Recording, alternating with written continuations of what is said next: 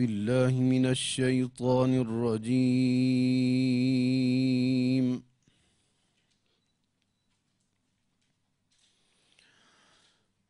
بسم الله الرحمن الرحيم.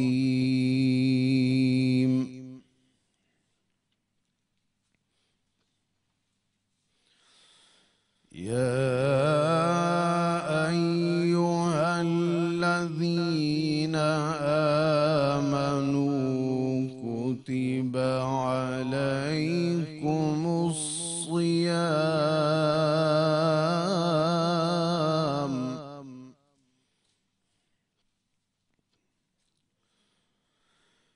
كما كتب على الذين من قبلكم لعلكم تتقون.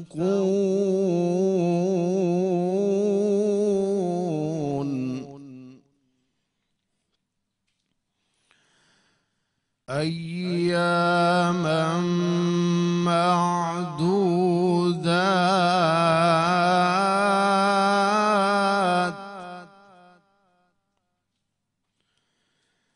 فمن كان منكم مريضا أو على سفر فعدة من أيام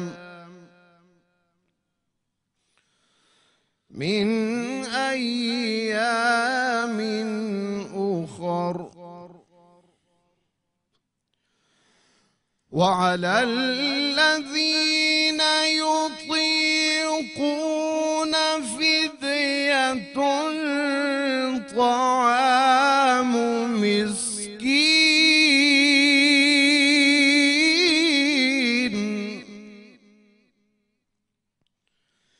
فمن تطوع خيرا فهو خير له، وأن تصوموا خير لكم إن كنتم تعلمون.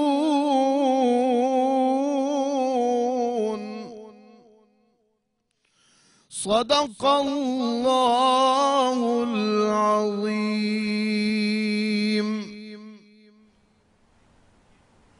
اے ایمان والو، تم پر روزے فرض کر دیے گئے ہیں جس طرح تم سے پہلے لوگوں پر فرض کیے گئے تھے، تاکہ تمہارے اندر تقوی پیدا ہو۔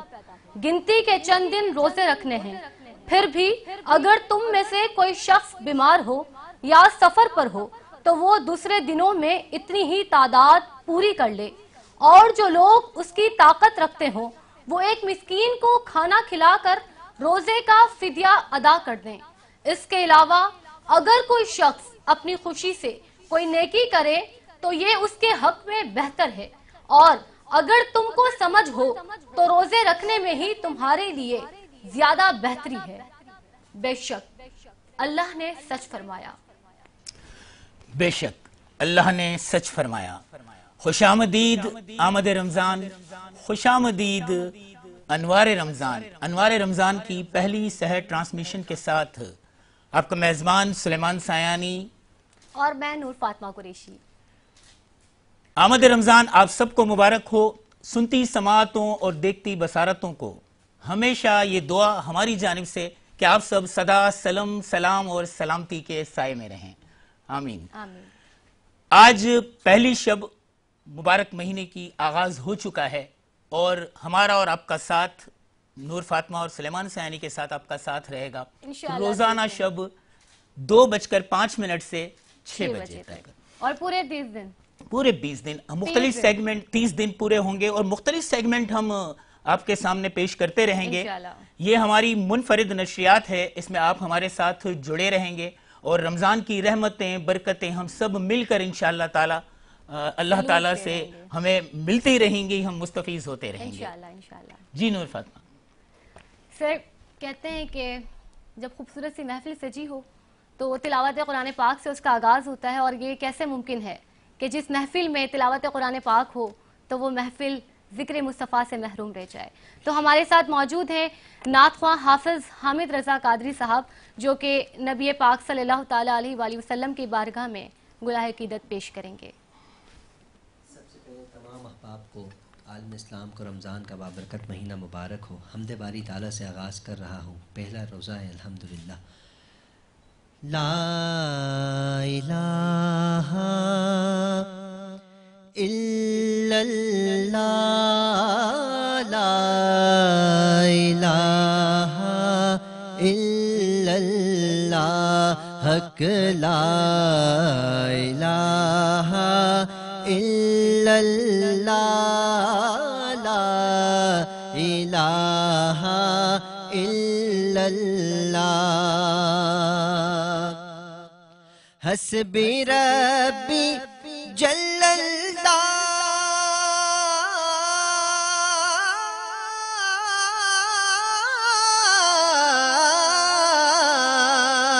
ما فی قلبی غیر اللہ، نور محمد صلی اللہ، لا الہ الا اللہ، حق لا الہ الا اللہ، لا الہ الا اللہ. کسی نے پوچھا کہ جنت کا راستہ کیا ہے، کسی نے پوچھا کہ جنت کا راستہ کیا ہے، تو مصطفیٰ نے کہا لا الہ الا اللہ، لا الہ الا اللہ. اور یہ کلمہ نبی سے ملاتا ہے، وحدت کا جام پلاتا ہے، پھر مردہ دلوں کو جلاتا ہے، لا الہ الا اللہ، لا الہ الا اللہ، لا الہ الا اللہ، محمد رسول اللہ. سبحان اللہ. حافظ احمد رضا قادری صاحب، آپ نے تو ماشاءاللہ ایک سما باندھ دیا ہے. سبحان اللہ. جی، اور ماشاءاللہ قاری حامد مالکی صاحب کی قرات اور آپ حامد رضا قادری صاحب کی نعت ایک سما بن گیا ماشاءاللہ. اور میرے خیال سے اب بریک کی طرف چلتے ہیں. ایک بریک کا وقت ہوا جاتا ہے، ملتے ہیں ایک بریک کے بعد. بہت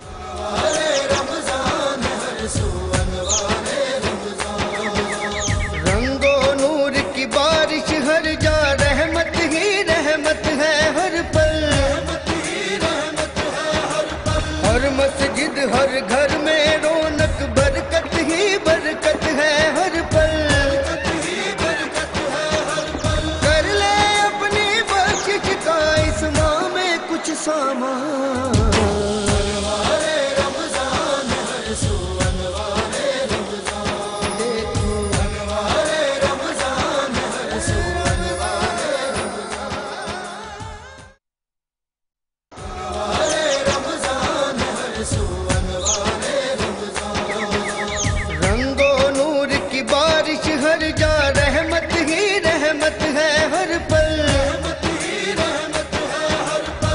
مسجد ہر گھر میں رونق، برکت ہی برکت ہے ہر پل. کر لے اپنی بخشش کا اس ماہ میں کچھ سامان. ایک بار پھر آمد رمضان خوش آمدید، انوار رمضان خوش آمدید. جی، میں ایک بار پھر میں اور نور فاطمہ حاضر ہیں، اور ہم نے کہا تھا اپنے پرومو میں ملن ایگرو کے مہمانوں سے ہوگی ملاقات، امن کے پیام اور سلامتی کی سوغات۔ تو آج ہم امن کے پیام اور سلامتی کی سوغات کے ساتھ نور فاطمہ ایک بار پھر حاضر ہیں۔ ہمارا یہ پہلا سیگمنٹ جو روزانہ آپ دیکھیں گے وہ ملن ایگرو سیڈ پاکستان کے تعاون سے آپ کی خدمت میں پیش کیا جائے گا، ملن ایگرو کے مہمان۔ اور ہم کہتے بھی ہیں کہ ملن ہے، کس چیز کا ملن؟ یہ ملن ہے اس لیے کہ قرآن ملا رمضان میں، یہ ملن ہے اس لیے کہ پاکستان ملا رمضان میں۔ آج 23 مارچ ہے اور ہم ملن کے مہمانوں کے ساتھ ہم دیکھیں نا تیار بھی تو 23 مارچ والا ہوئے ہیں۔ بالکل بالکل لازمی، ہمارے مہمانوں میں بھی یہ کچھ ٹچ نظر آ رہا ہے۔ تو میں چاہوں گا کہ ملن ایگرو کے جو آج ہماری پہلی نشریات میں ہمارے ساتھ مہمان ہیں نور فاطمہ، ہمارے پہلے مہمان کے تعارف سے آپ آغاز کریں۔ یہ یقیناً جو سیگمنٹ ہے یہ آپ کا اور ہمارا بہت زیادہ فیوریٹ ہوگا، کیونکہ اس میں ہم بہت کچھ جانیں گے۔ جو بھی ہمارے ساتھ مہمان موجود ہوں گے ان کے بارے میں جانیں گے اور آپ کو بھی یقیناً جاننے کا موقع ملے گا۔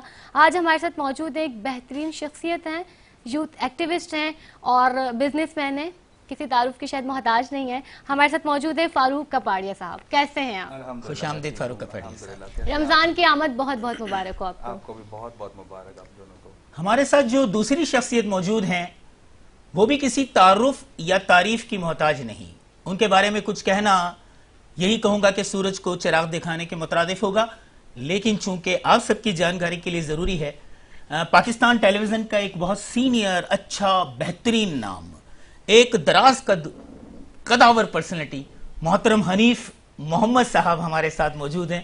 خوش آمدید اور آمد رمضان مبارک حنیف محمد صاحب۔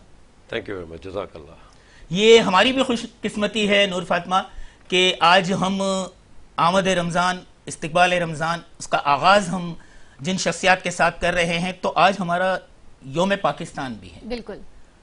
تو سب سے پہلے ہم فاروق صاحب سے کچھ گفتگو فرمائیں گے، کیا خیال آپ کا؟ میں بڑی دیر سے جاننا چاہ رہی تھی جس طرح سے آج اچانک سے اعلان ہو گیا ہے کہ جی آج چاند رات ہے، تو یہ جب آپ کو پتا چلا کیسا لگا کہ اچانک سے ان لوگوں نے اعلان کر دیا ہے آج سحری کرنی ہے ہم لوگوں نے؟ ایسا ہی ہوا کہ گھر میں جو ہے میری وائف نے کہا کہ آپ اٹھیں، آپ جو ہے تراویح کے لیے جائیں، تو میں نے کہا وجہ، تو بولا اعلان ہو چکا ہے۔ تو اس طریقے کا ماحول تھا کہ 10:15 بجے تک خبر آئی تھی کہ جو ہے وہ اب آپ نے تراویح پڑھنی ہے، اور کچھ مسجدوں میں تو تراویح نہیں بھی ہوئی ہے اور کافی مسجدوں میں ہوئی ہے۔ تو یہ اچانک سے میرے خیال سے میں اس کی وجہ بتاؤں، ہمارے حنیف محمد صاحب جو ہیں وہ سعودی ایئر لائنز میں رہے ہیں سر، کتنے سال؟ 12-14 سال میرے خیال سے سعودی ایئر 11 سال لائنز۔ رہا ہوں۔ جی 11 سال 11 سال تو مجھے لگ رہا ہے کہ آج چاند بھی سعودی ایئر لائن سے کھینچ کر یہاں لایا گیا ہے۔ کیا خیال ہے؟ میں یہ سوال آپ سے ہی پوچھنا چاہوں گا کہ کیا خیال ہے، کیونکہ شام 9-9:30 تک تو لوگ جا کے گھروں پہ سو گئے تھے، بہت سے مساجد کے پیش امام بھی گھروں پہ سو گئے تھے، ان کو ان کے گھر والوں آپ اور میں بھی سو گئے تھے اپنے گھروں پہ، ہمیں لگ رہا تھا کہ آج نہیں ہوئی۔ آپ کا کیا خیال ہے جو آج بہت جلد بازی میں چاند جو ایک دم ہمیں سب تیاریاں کرنی پڑی اچانک، آپ کیا کہتے ہیں اس بارے میں؟ دیکھیں ایسا ہوتا ہے، مطلب اب چونکہ روحت ہلال کمیٹی اگر اعلان کرتی ہے تو انہی کے اوپر ہے یہ سارا معاملہ، اور دیکھا ہوگا کوئی شہادتیں ملی ہوں گی لیٹ آورز میں، تو نیچرلی ڈسٹربنس تو ہوئی ہے، but I think it's okay. ایک کل سے مطلب آج سے اچانک دھماکہ ہونا چاہیے نا، اچانک دھماکہ کبھی کبھی ہونا چاہیے، تو آج ہو گیا اچانک ہو گیا۔ دھماکہ۔ حنیف محمد صاحب میں آپ سے سوال یہ کروں گا کہ آپ بیرون ملک رہے، سعودی عرب میں رہے، ماشاءاللہ پاک اور مقدس سرزمین پر کئی رمضانیں آپ کو نصیب ہوئی ہوں گی کہ آپ نے اس ماحول میں رمضان المبارک کا آغاز کیا ہوگا، تو پاکستان میں جو اب آپ آغاز کر رہے ہیں چند سالوں سے، کیا فرق آپ کو محسوس ہوا وہ سعودی عرب کی مکہ یا مدینہ کی جو ماحول ہوتا ہے رمضان المبارک میں اور پاکستان میں ہوتا ہے، اس میں کوئی سملیرٹی آپ نے دیکھی کہ کوئی چیز مخصوص جو ملتی ہو دونوں میں، یا کچھ فرق ہو، وہ بتائیں ہمارے تمام دیکھنے والوں کو آپ۔ نہیں دیکھیں رمضان کا جو ہے نا وہاں بھی یہی ماحول ہے، یہاں بھی یہی ماحول ہے، اور پچھلے کچھ چند سالوں سے جو دیکھا جا رہا ہے الحمدللہ سحری یہاں بھی کروانا شروع کر دیا لوگوں نے، اور افطار بھی، ماشاءاللہ یہ چیزیں وہاں بہت ہوتی ہیں، مدینہ میں جب بھی گئے، مکہ میں گئے، تو الحمدللہ اب یہ چیزیں ہمارے یہاں بھی ہو گئیں جو کہ بہت اچھی بات ہے۔ تو ایسچ رمضان کی رونقیں وہاں بھی ایسی تھی، یہاں بھی ایسی ہے، وہاں بھی راتوں کو بڑی رونق ہوا کرتی ہے، اور یہاں بھی مطلب ویسے بھی ہم تو کراچی والے یا پاکستان والے رات والے ہی ہیں، معاف کیجیے گا، رمضان میں ہمیں بینیفٹ ہو جاتا ہے کہ وہ ہمیں پورے سال کا جاگنا رمضان میں کام آ جاتا ہے. وصول ہو جاتا ہے. بالکل, مطلب دونوں طرف آپ نے یہی Almost محسوس same, کیا yeah, کہ exactly. روح پرور مناظر ہوتے ہیں. الحمدللہ. رمضان کی ایک آمد جو ہے وہ اس کی بات ہی الگ ہوتی ہے. ماشاءاللہ. بے شک رمضان کی تو پھر باہر ہی الگ ہے نا, رمضان کو تبھی تو پھر اتنا انمول کہا گیا ہے. بیٹا, جس مہینے کی استقبال کے لیے آقا رسالت مآب صلی اللہ علیہ وسلم شعبان سے جس کی تیاریاں کرتے ہوں اور اس کے استقبال کا انتظار کرتے ہوں, صحابہ کرام کرتے ہوں, اس مہینے کا استقبال کیسا شاندار ہونا چاہیے, شایان شان ہونا چاہیے. ہم لوگ خوش نصیب ہیں, ہم اور آپ لوگ, کہ ہم اسلامی جمہوریہ پاکستان کا حصہ ہیں, اور جو رمضان کی رونقیں واقعی یہاں نظر آتی ہیں وہ میں نہیں سمجھتا کہ بہت سے اسلامی ممالک میں پتہ بھی نہیں چلتا. تو آج ہم لوگ خوش نصیب ہیں کہ ہم پاک سرزمین پر بیٹھے ہوئے ہیں, پاکستان پر بیٹھے ہوئے ہیں, جو اللہ نے ہمیں عنایت کیا. تو پاکستانی انشاءاللہ زندگی کی آخری ہم سانس لوگ تک. اس لیے بھی خوش نصیب ہے کہ اللہ پاک نے ہمیں ایک اور رمضان عطا کیا, بے شک, یہ بے اس شک. کا بڑا کرم ہے ہم پہ. اور میں جاننا چاہوں گی فاروق صاحب آپ سے کہ آپ بتائیے آپ ماہ رمضان کا استقبال کس طرح کرتے ہیں؟ عبادت سے. عبادت اگر بندہ کرے, جتنی زیادہ کرے اتنی کم ہے. اس مہینے میں جتنی عبادت لوگ اپنا سپینڈ کرتے ہیں ٹائم اعتکاف کے اندر, اور اللہ تعالیٰ کی عبادت جتنی کی جائے اتنی کم ہے. پلس روزہ ہے, زکوٰۃ ہے, یہ سب چیزیں اسی میں گزرتا ہے. رمضان کا پورا مہینہ ہم اسی طریقے سے اپنا حصہ دے رہے ہوتے ہیں کہ ہم زیادہ سے زیادہ نیکیاں کما سکیں, لوگوں کی خدمت کر کے.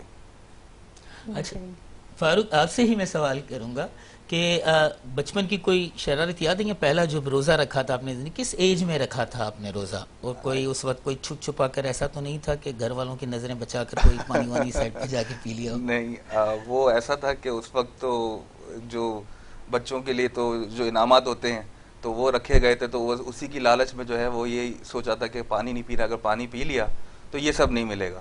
تو وہ چیز جو ہے وہ بچپن کی جو ہے وہ ہوتی ہے کہ 8 سال کی عمر میں, شاید 9 سال کی عمر میں میں نے روزہ رکھا تھا. منافع دیکھنا آپ نے اسی وقت سے شروع کر دیا تھا کہ یہ فائدہ ہوگا, میں روزہ نہیں توڑوں گا. تو اسی لیے میں نے اس کو دیکھتے ہوئے جو ہے اپنا کنٹینیو کر کے مغرب میں اس کا جو ہے افطار کیا. مطلب آپ اچھے بچے تھے, اچھا بچہ تھا. آپ کا بچپن بھی گزرا ہوگا, اور آپ کو اپنے پہلے روزے کی یادیں ہیں؟ کیا مطلب ہے, ڈائریکٹ بڑا ہو گیا؟ نہیں, وہ پہلے روزے کی یادیں ہیں, میرا مطلب ہے پہلے روزے. لانگ ٹائم نیچرلی سیم ہی ہوتی ہیں چیزیں. اس زمانے میں آپ کو پتا ہے نا, وہ نوٹوں والا ہار پہنایا جاتا تھا. بالکل جی, بالکل. آپ بھی ہماری عمر کے ہیں, شاید تھوڑے بہت چھوٹے بڑے ہوں گے ہم لوگ. تو اس کا ایک بڑا اٹریکشن رہتا تھا کہ چلیں ویری گڈ ہار پیسے آ رہے ہیں. ہاں, پیسے آ رہے ہیں کا تو کانسیپٹ نہیں تھا, because I am not a business man. یہ ہے فاروق بھائی, تو انہوں نے ضرور اسی وقت دیکھا نا, کہا نا تحفے چلے جائیں گے بزنس, تو خیر وہ نہیں تھا, بٹ وہ ایک اٹریکشن تھا اس زمانے میں. پھر وہ مجھے یاد پڑتا ہے کہ ہم گھوڑا گاڑی میں نکلتے تھے کہیں, والدین والد صاحب لے جاتے تھے, تو وہ ایک اٹریکشن تھا. اور یہی وجہ ہے الحمدللہ ہمارے یہاں میمنوں میں, بیکاز آئی میمن, اور فاروق بھائی بھی میمن ہی ہے ماشاء اللہ. تو بچپن سے ہی ایک, ویسے تو ہر مسلمان گھرانے میں یہ چیزیں ہوتی ہیں, لیکن ہمارے یہاں کچھ زیادہ ہی ہے کہ مطلب شروع سے ہی یہ چیزیں ڈالنی شروع کر دی جاتی ہیں تاکہ بچہ جو ہے نا شروع سے ہی اس ماحول میں ڈیولپ ہو. تو الحمدللہ it was a very good time. آپ کی ایک بات سے میں متفق ہوں گا, نوٹوں کا ہار ہمیں بھی پہنایا گیا تھا, اور ہمیں اس وقت نہ پیاس لگتی تھی نہ بھوک, یہ ڈر ہوتا تھا کہ کوئی دوست اس میں سے نوٹ کھینچے نہ چلا جائے. اچھا, وہ سب سے زیادہ ہم نوٹوں کے ہار کو بچاتے تھے. ہنی محمد صاحب, آپ میڈیا سے تعلق ہے ماشاءاللہ, اور بہت بہترین پرسنالٹی, بڑے قداور کردار ادا کیے ہیں. رنگ محل, اور شاید بیٹیاں, ابھی آپ کا سیریل ختم ہوا, سیانی میں بھی آپ تھے, تو سیانی اور سیانی میں بھی بہت کم فرق ہے, تو بہت قداور. لیکن کیا وجہ ہے کہ آپ کو زیادہ تر کردار, مطلب کیا کسی وکیل اور ڈاکٹر سے آپ کا کوئی حصہ وغیرہ ہے کہ میں آپ لوگوں کے کردار ہی عطا کروں گا؟ زیادہ تر آپ وکیل کے رول میں یا ڈاکٹر کے رول میں اس طرح کے کرداروں میں نظر آتے ہیں؟ دیکھیں, ہمارے یہاں جو ہے نا ایک سسٹم ہے, آپ جس میں سیٹ ہو جاتے ہیں نا اسی میں آپ کو سیٹ رکھا جاتا ہے. رسک نہیں لیتے, اور پکا پکائی چاہیے ہمارے ڈائریکٹرز کو اور پروڈکشن ہاؤسز کو. تو خیر اب تو خیر ایسا جب میں نہیں کر رہا وکیل کا یا ڈاکٹر کا, لیکن میں نے کیے بہت ہے. I had a very good time, اور انجوائے کیا میں نے, اسپیشلی ڈاکٹر کا کردار. بڑا ایک بہترین پروفیشن ہے, یو کین سے. باقی ڈیپینڈ کرتا ہے سر, مطلب آپ اس فیلڈ میں ہیں زمانے سے, تو ہاں آپ ماشاءاللہ ہوسٹنگ کی فیلڈ میں بھی ہیں, اور آپ کی اور ہماری فیلڈ ہمیشہ ایک ہی رہی ہے. نہیں سر, آپ بہت سینئر ہیں, آپ بہت اعلیٰ ہیں. آپ کی تو خیر مجھے تھوڑا سا موقع مل گیا ہے, میں نے آپ کو پچھلے دنوں دیکھا ہے ایونٹ میں, وہیں سے ہماری ملاقات ہوئی. جی جی بالکل, ماشاءاللہ you are very talented Salman بھائی. بس یہ تھوڑی سی ہماری جو ہے نا انڈسٹری کا ایک المیہ ہے, you suppose to be somewhere else I mean but anyhow آپ اسٹرگل کر رہے ہیں اور آپ کے پاس بہت بڑا ذخیرہ ہے الفاظوں کا. بہت شکریہ, جزاک اللہ سر. نہیں آئی مین یہ میں بالکل موقع ملا تو میں نے کہا فائدہ اٹھا لوں. فاروق تاجر برادری سے تعلق رکھتے ہیں اور ایک سوال بنتا ہے یہاں پر کہ یہ آمد رمضان کے ساتھ ہی یہ تاجروں کو منافع خوری کی اتنی کیوں سوچتی ہیں؟ یہ ایک ہمارا المیہ ہے. دیکھیں تجارت میں واقعی یہ جاننا چاہ رہی تھی کہ کیونکہ آپ ایک بزنس مین ہیں اور آپ کا اس چیز سے تعلق ہے, تو آج بھی ہم لوگ دیکھ رہے ہیں کہ جیسے ہی رمضان کی آمد قریب تھی اتنی ہی مہنگائی جو ہے وہ عروج پر جاتی جا رہی تھی. تو اس کا کیا مکس اپ ہے, یہ اس طرح سے ایسا کیوں ہے؟ ابھی ہم نے ایک ریسنٹلی ایک کمیٹی بنائی ہے جس میں کنزیومر ایسوسیشن آف پاکستان کا ایگزیکٹو ممبر بھی ہوں. تو جو ان کے چیئرمین صاحب ہیں انہوں نے کافی چیزیں ہائی لائٹ کی ہیں, سی ایم صاحب کو بھی ہائی لائٹ کی ہیں کہ کافی چیزیں جب ریٹ لسٹ سے ہٹ کر جو پرائس ہوتی ہے وہ امپلیمنٹ ہوتی ہے اور ہم اس کو بائی کرتے ہیں اور امپلیمنٹیشن نہیں ہوتا, اور ہم لوگ کی ضرورت ہوتی ہے تو ہم لوگ اس کو بائی کرتے ہیں ڈیفینیٹلی, ورنہ ہم لوگ ایکسٹرا ویگنٹ تو نہیں ہے کہ ہم ایکسٹرا چیزیں لیں. تو اس کی امپلیمنٹیشن پہ ہم لوگ ورکنگ کر رہے ہیں, لیکن یہ اس کے بالکل مخالف ہیں ہم بھی کہ ایسا نہیں ہونا چاہیے. حالانکہ رمضان کے مہینے میں تو آل اوور دا ورلڈ کے اندر سستی کی جاتی ہیں. ریسنٹلی میرے دوست نے مجھے ٹیکسٹ کیا آسٹریلیا سے, وہ کہہ رہا ہے کہ یہاں پر تو 50% آف کر دیا ہے.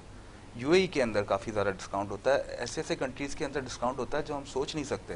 اور ہم یہاں پر اپنے ہی ملک کے اندر روزے داروں سے اور جو لوگ جن کو چیزوں کی ضرورت ہوتی ہے اس پہ ہم پرائسز بڑھا دیتے ہیں. تو یہ ایسا نہیں ہونا چاہیے, اور جو پرائس لسٹ ہوتی ہے اس میں امپلیمنٹ ہونا چاہیے. امپلیمنٹیشن ہو گیا جس دن, اس دن ہم کامیاب ہوں گے. میں کوشش کر رہا ہوں, اس میں ہم لوگ ورکنگ کر رہے ہیں کہ ہم زیادہ سے زیادہ اس پہ ورکنگ کر کے ایز سون ایز پاسبل اس کو امپلیمنٹیشن کروائیں. اس رمضان میں ممکن ہے؟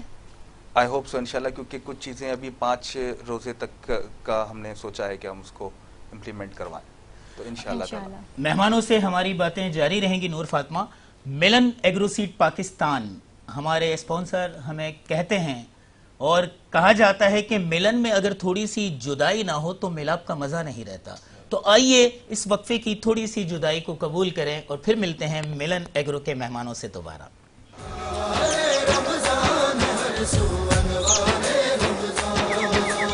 رنگو نور کی بارش ہر جا, رحمت ہی رحمت ہے ہر پل, ہر مسجد ہر گھر میں رونق, برکت ہی برکت ہے ہر پل. کر لے اپنی بخشش کا اس ماہ میں کچھ سامان.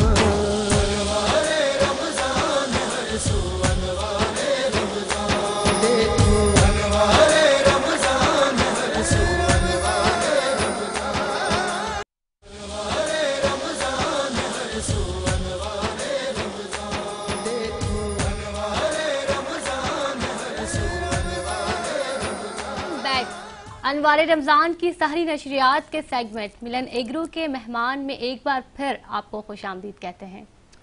ملن ایگرو سیڈ والوں کا پیغام ہم نے پہلے ہی دیا کہ ہر ملن میں تھوڑی سی جدائی, تھوڑی سی تڑپ ہونی چاہیے تاکہ ملاپ کا مزہ دوبالا ہو جائے. بالکل.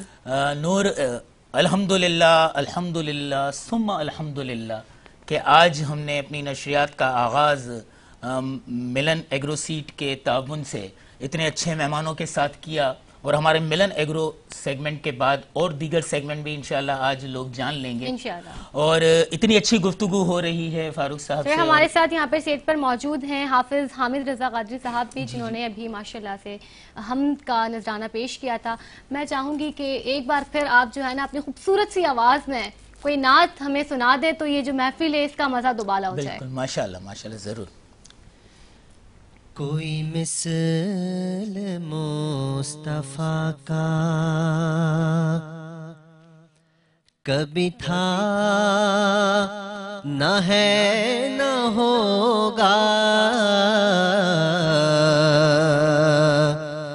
کوئی مثل مصطفیٰ کا کبھی تھا نہ ہے نہ ہوگا, کسی اور کا یہ رتبہ کبھی تھا نہ ہے نہ ہوگا, کسی اور کا یہ رتبہ کسی وہم نے صدا دی، کوئی آپ کا مماثل، یا رسول اللہ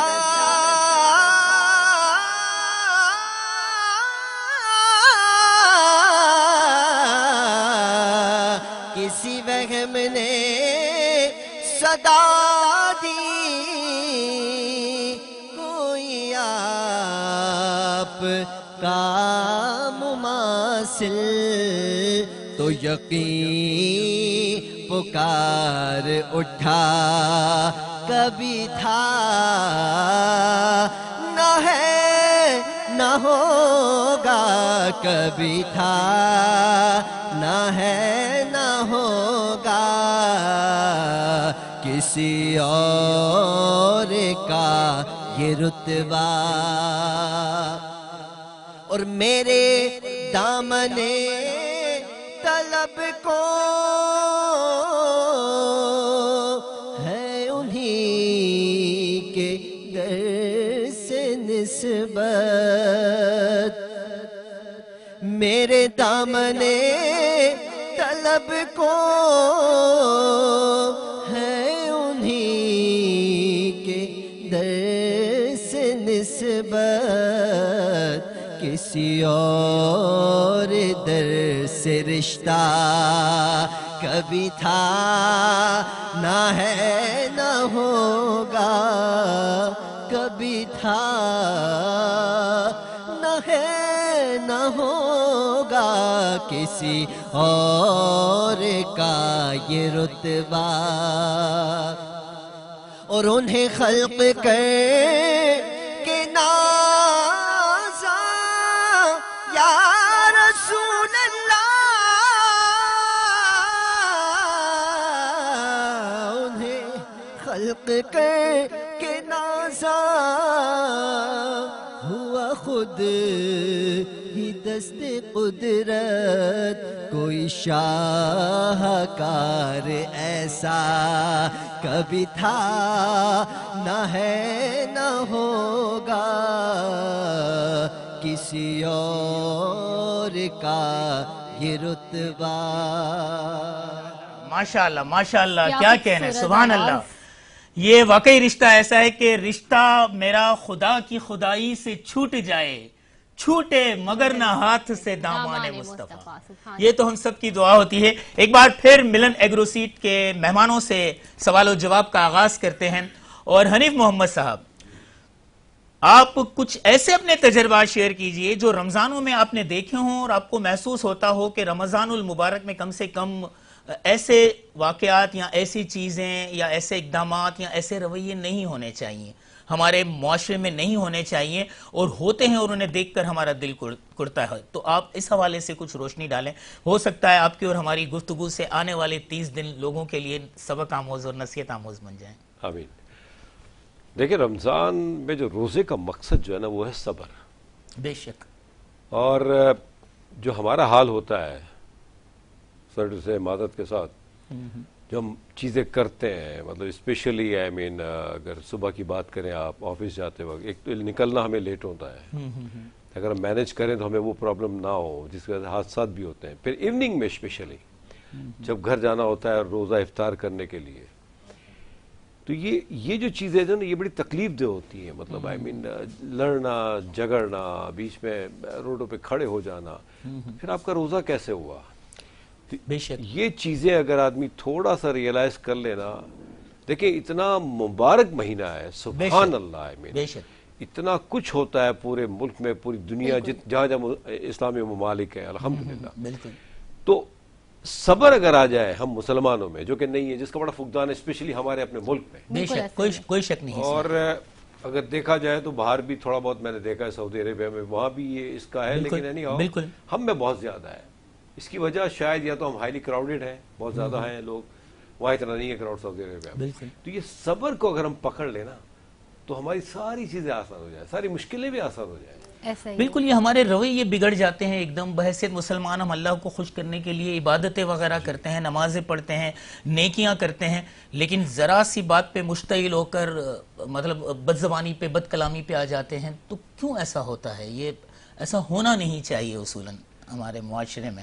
سر دیکھیں ہونا نہیں چاہیے, اور ہم سب نے ہی اس کو ٹھیک کرنا ہے, کوئی آئے گا نہیں اس کو ٹھیک کرنے کے لیے. بالکل ہم سب نے اپنے طور سے انفرادی طور پر کام کرنا آف کورس ویری نیچرل نا, ہر شخص نے. ہم بیسیکلی ہوتا کیا ہے کہ وہ دوسروں کو دیکھ کے ہم کہتے تھے کہ کیا کریں, جب ہم پہ آتے تو ہم بھی شروع ہو جاتے. بالکل بے ایسا ہی ہے. شک, بالکل بالکل صحیح فرمایا آپ نے. وہ کوٹیشن ہے نا کہ ہم دوسروں کے لیے ہمیشہ جج اور اپنے لیے وکیل بن جاتے ہیں, اور ایسا ہی ماحول آپ چل کی رہا ہے. کوٹیشنز کی کیا بات. فاروق صاحب بھی سر ہمارے ساتھ موجود ہیں. آپ ماشاءاللہ سے یوتھ ایکٹیوسٹ ہیں, اور ڈفرینٹ فورمز میں ہم آپ لوگوں کو دیکھتے ہیں, ڈفرینٹ پلیٹ فارمز پہ میں آپ کو دیکھتی ہوں. تو میں یہ جاننا چاہوں گی کہ آپ یہ تمام تر چیزیں مینیج کس طرح کرتے ہیں, ان کے ساتھ ساتھ آپ اپنی فیملی کو کس طرح سے ٹائم دیتے ہیں؟ وہاں سے کوئی شکایت نہیں آتی, مطلب کوئی روٹنا منانا سین والا کوئی چلتا ہے؟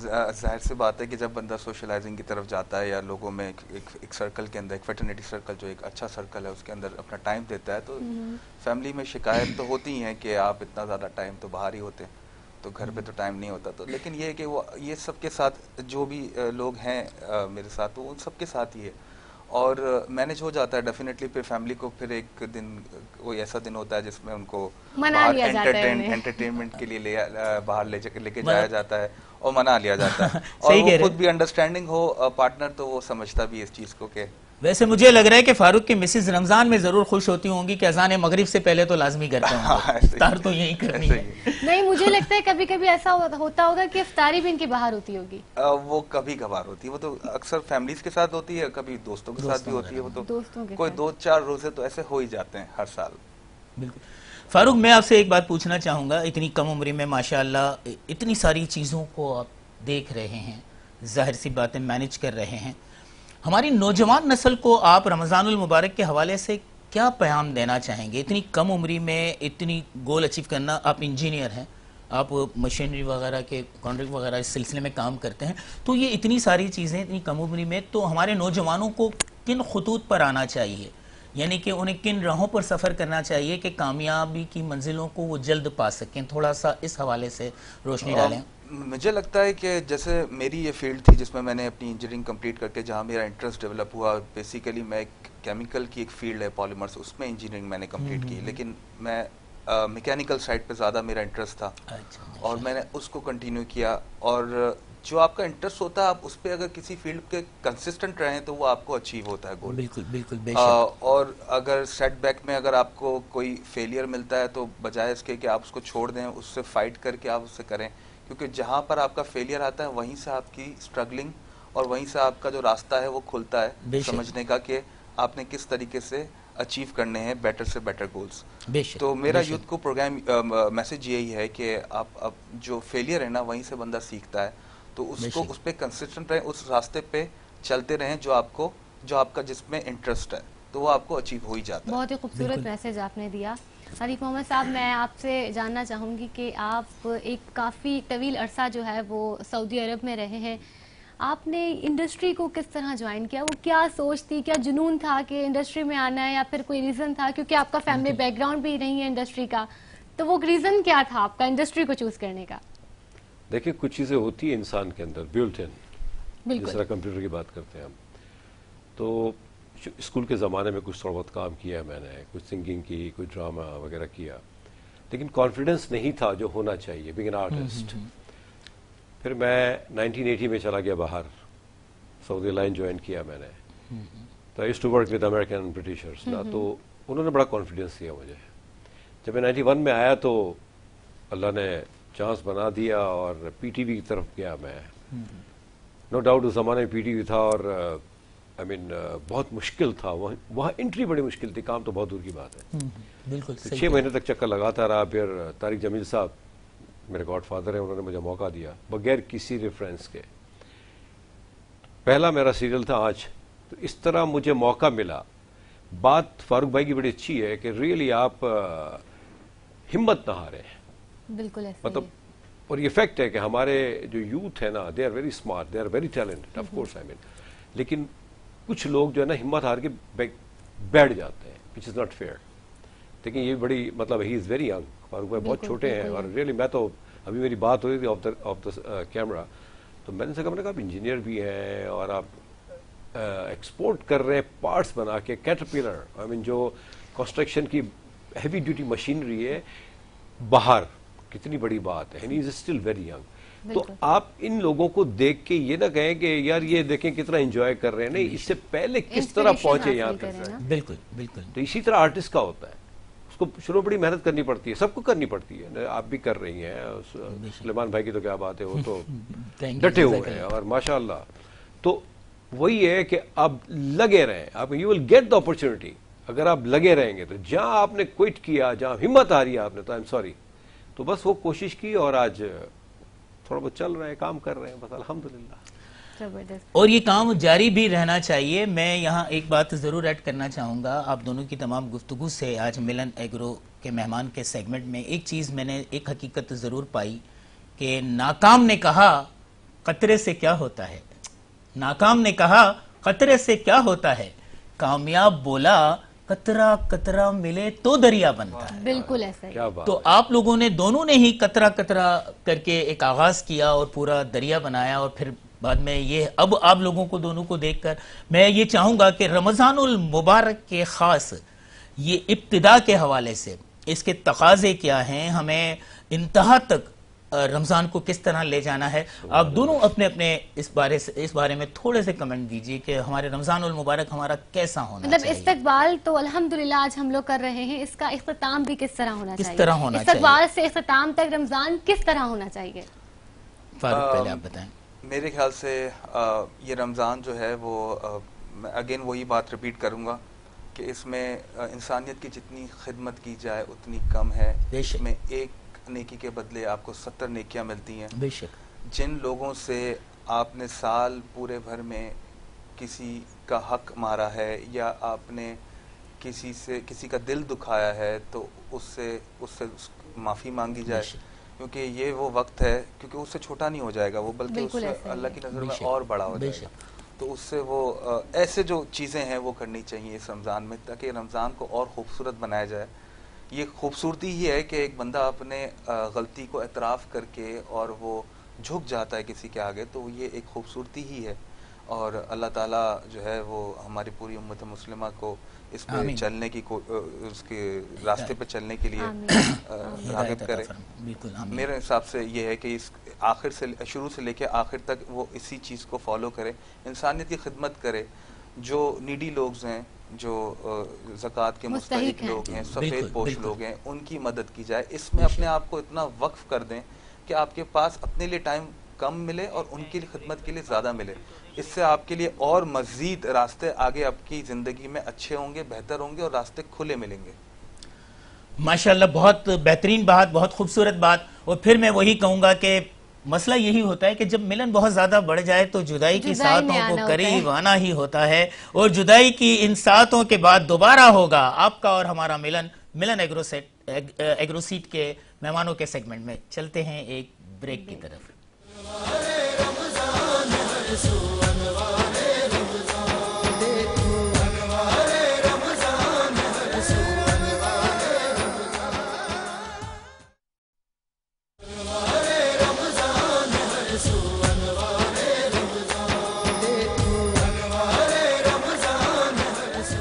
Welcome back.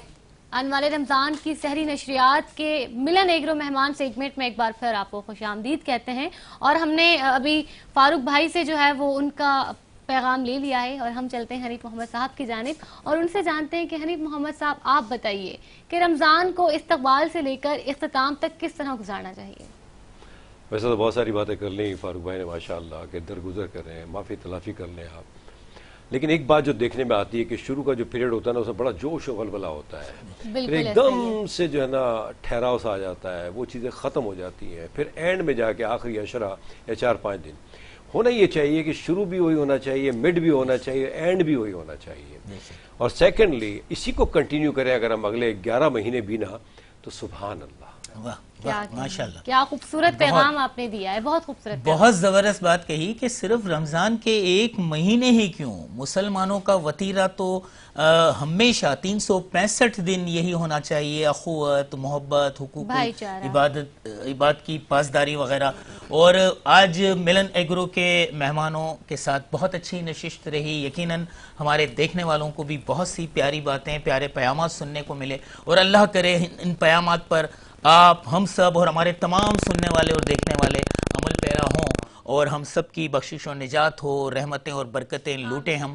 اور ایک پیغام اب میں ہم ملن ایگرو سیٹ کے مہمانوں کی جانب سے، ہم دونوں ہوسٹ کی جانب سے یہ ضرور دینا چاہوں گا کہ کبھی بھول کر کسی سے نہ کرو سلوک ایسا، جو کوئی تم سے کرتا تمہیں ناگوار ہوتا۔ بہت شکریہ فاروق کپاڑیا صاحب آپ کا کہ آپ نے ہمیں آج کی پہلی سحری میں جوائن کیا۔ بہت شکریہ آپ لوگ دونوں نے مدعو کیا ہمیں، اور بہت اچھا لگا اس خوبصورت پروگرام میں۔ ساتھ ساتھ حنیف محمد صاحب آپ کا بھی بہت شکریہ کہ آپ نے اپنا قیمتی وقت نکال کے آج کی پہلی سحری میں ہمیں جوائن کیا۔ اتنے خوبصورت ماحول آپ لوگوں کی وجہ سے جو یہاں سما بنتا ہے، بہت شکریہ آپ دونوں کی آمد کا۔ روزانہ دیکھتے رہیے، ہمارے نئے مہمانوں سے، ملن ایگرو سیٹ کے مہمانوں سے ملتے رہیں، نئے پیامات، نئی باتیں آپ کو پتہ چلتی رہیں، اور ہم روز آپ کو کہتے رہیں گے اگلے دن کے لیے ملن ایگرو سیٹ کے مہمانوں سے ہوگی ملاقات، امن کے پیام اور سلامتی کی سوغات۔ اور اسی سوغات کے ساتھ چلتے ہیں ایک چھوٹے سے، کیا خالد بریک پہ جانا چاہیے؟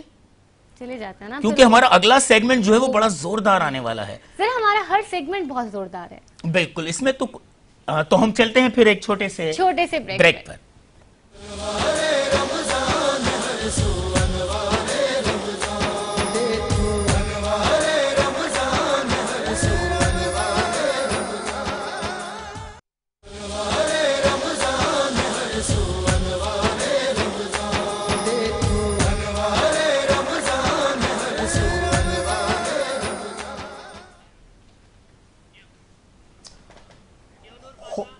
خوش آمدید انوار رمضان، ایک بار پھر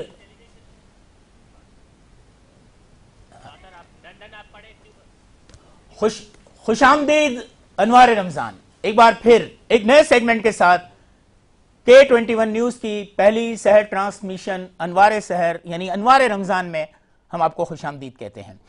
اب ہمارا جو سیگمنٹ ہے وہ دلچسپ ترین سیگمنٹ ہے، جس کا انتظار سب کرتے ہیں، اور جس کے لیے نور فاطمہ نے آپ کو پہلے سے بتا دیا تھا کہ لفظوں کی ہوگی تکرار جم کے، مقرر کریں گے اظہار جم کے، اور اسی لیے ہمارے آج کا جو سیگمنٹ آپ روزانہ ایک دن چھوڑ کر ایک دن دیکھتے رہیں گے اور مقررین سے تقاریر سنتے رہیں گے۔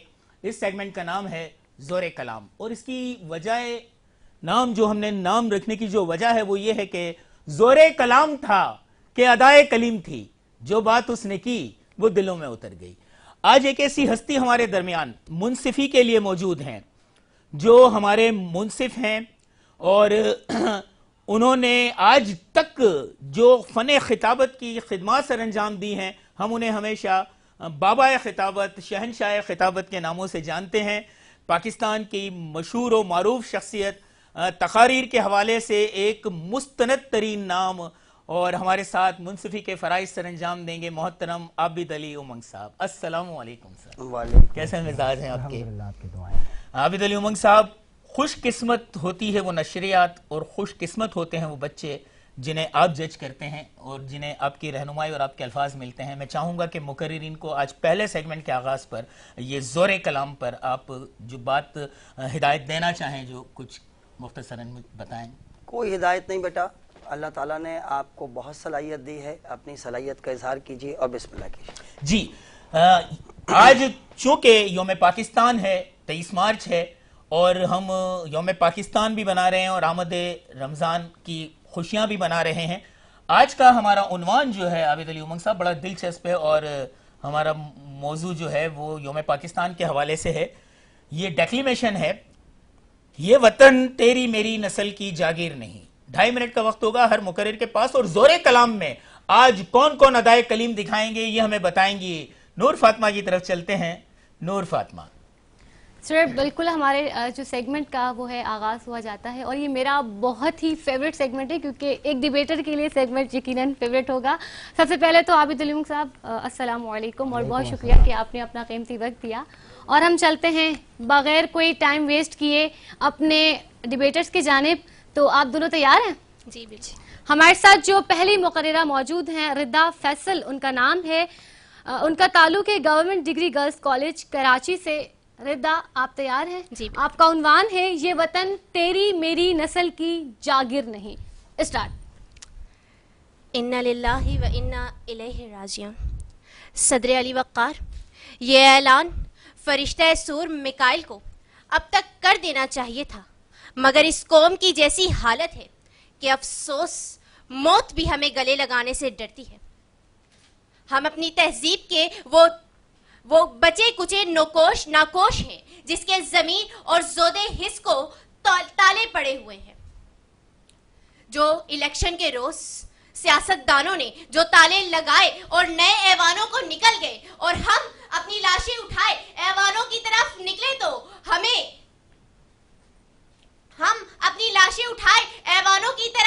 نکلے تو ہمیں شہرہ کی دوسری طرف روک دیا گیا کہ فلاں بن فلاں کی گاڑی گزر رہی ہے. صدر علی وقار، اگر ہمارے حکمران اپنے ماتھے پر لگے کالے داغ کو دھونا چاہتے ہیں تو صرف اشک ندامت کا وضو ہمارے کسی کام نہیں آئے گا.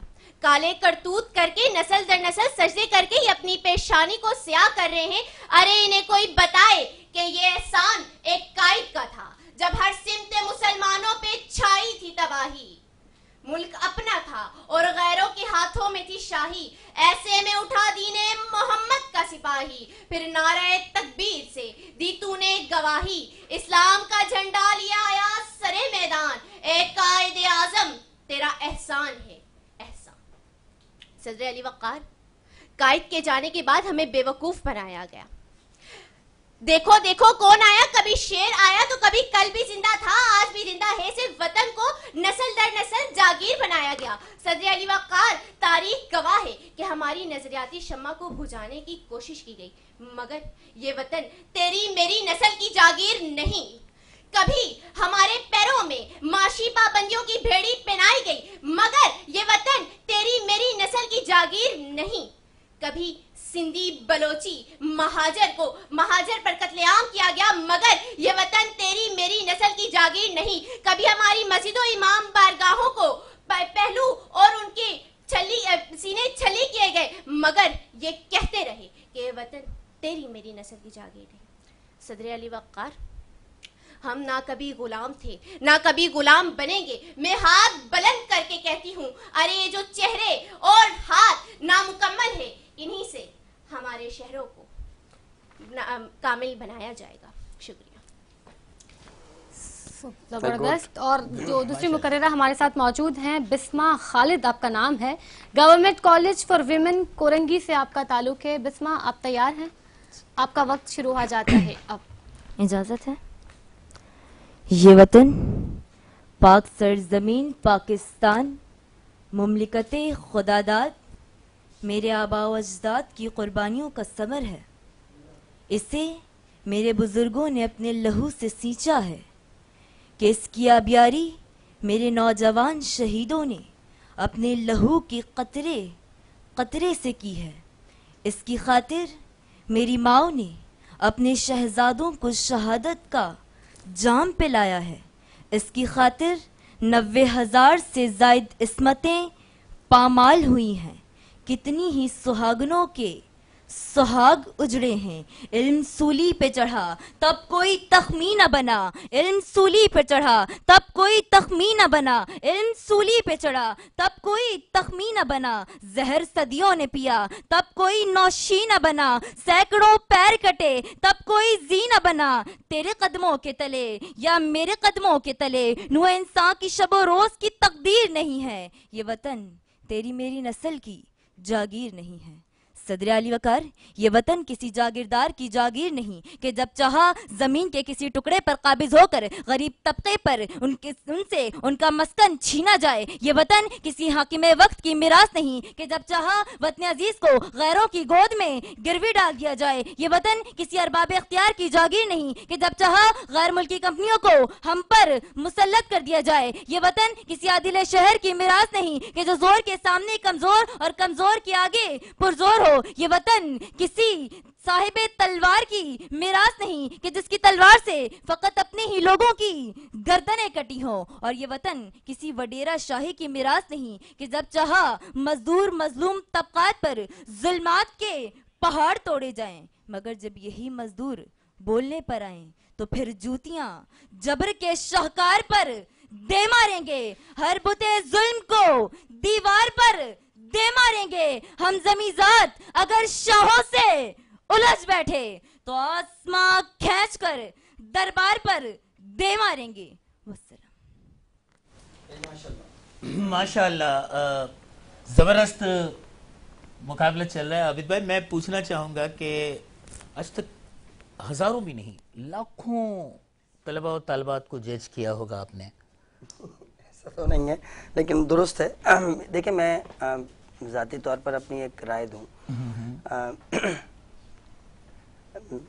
کیمرہ فیس کرنا ہر ایک کے بس کی بات نہیں ہوتی، تو کیمرے کا پریشر ہوتا ہے، لیکن یہ کہ جس طرح اعتماد کے ساتھ دونوں بچوں نے گفتگو کی ہے، مجھے خوشی ہے کہ آج پہلا مقابلہ ہے، آغاز ہے، اور یہ انشاءاللہ اس سے قدم بقدم انشاءاللہ بہتری کی طرف بڑھے گا۔ بالکل، اور وہی کہتے ہیں نا کہ ہر کام کی ابتدا جب اللہ تعالیٰ کے بابرکت نام سے ہو تو ضرور اس کے صلے ملتے ہیں۔ ماشاءاللہ بچوں نے اچھی تیاریاں کی ہیں، اور یقیناً ہم دونوں کی گفتگو کے بعد نور فاطمہ منتظر ہوں گی کہ ہم ان کے اگلے مقررین کو سنیں۔ نور فاطمہ بتائیں ہمیں، کیونکہ ہمارے جو پارٹیسپینٹس ہیں وہ ریڈی ہیں یہاں پر۔ جی میں یہی میں نور فاطمہ آئیں گی اور اگلے مقرر کو بلائیں گے۔ جی نور فاطمہ پلیز۔ ہمارے ساتھ جو اگلے مقرر موجود ہیں یہاں پر، ان کا تعلق جامعہ کراچی سے ہے، ان کا نام ہے خواجہ سعد۔ خواجہ، آپ تیار ہیں؟ الحمدللہ۔ اور ٹاپک ہے ہمارا آج کا، یہ وطن تیری میری نسل کی جاگیر نہیں۔ آپ کا وقت شروع ہو جاتا ہے اب۔ غلامی کی شب تاری جب اپنی بساط لپیٹتی ہے صدر عالی وقار، تو ہزاروں ستاروں کا خون وقت کے مشرق کو لازوال بنا دیتا ہے۔ جب وادی مشرق سے خون کی ندیاں بہہ جاتی ہیں تو دوسری جانب چاند بیچارہ آخری ہچکی لیتا ہے، اور کسی بیوہ کی آنکھ کا آنسو بن کر ہوش میں آتا ہے۔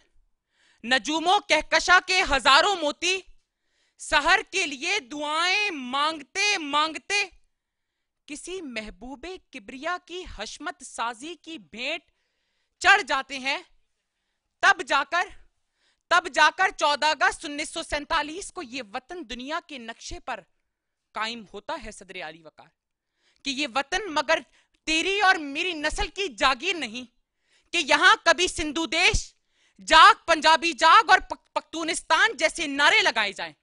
یہ وطن تیری اور میری نسل کی جاگیر نہیں کہ یہاں ایم کیٹ کے طلبہ و طالبات کے میرٹ کا قتل عام کیا جائے۔ یہ وطن تیری اور میری نسل کی جاگیر نہیں کہ یہاں کبھی ماڈل ٹاؤن کے نام پر تو کبھی زمان پارک کے نام پر عوام کے جذبات سے کھیلا جائے۔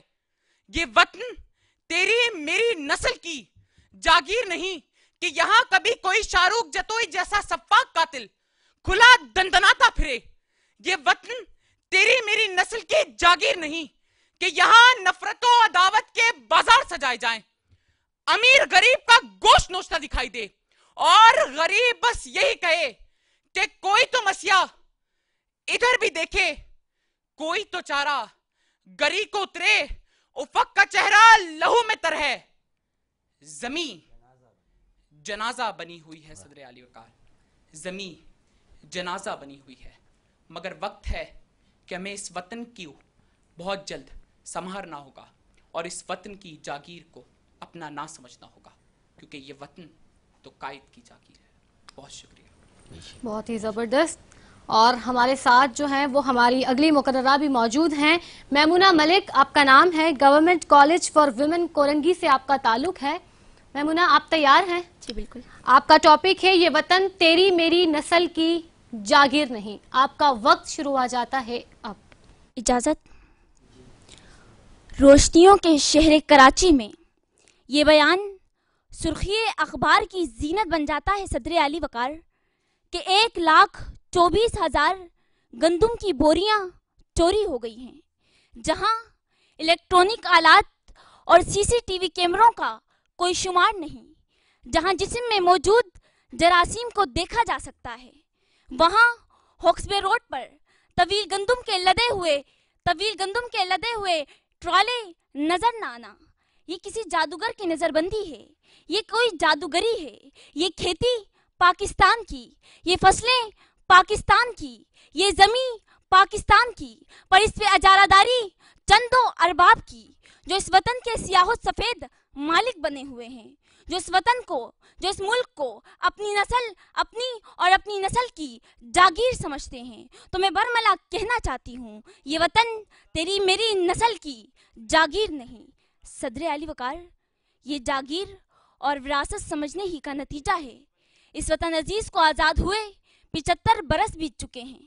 جمہوریت کے نام پر جمہوریت کا قتل عام تو ہوا، پر جمہوریت نافذ العمل نہ ہو سکی. آزادی رائے کے نام پر چند مغرب نواز میڈیا گردوں کو اسلامی اخلاقیات کا جنازہ نکالنے اور من گھڑت پروپیگنڈے کی آزادی تو ہے، پر اسلامی احیا کی تعلیم پر پابندی ہے.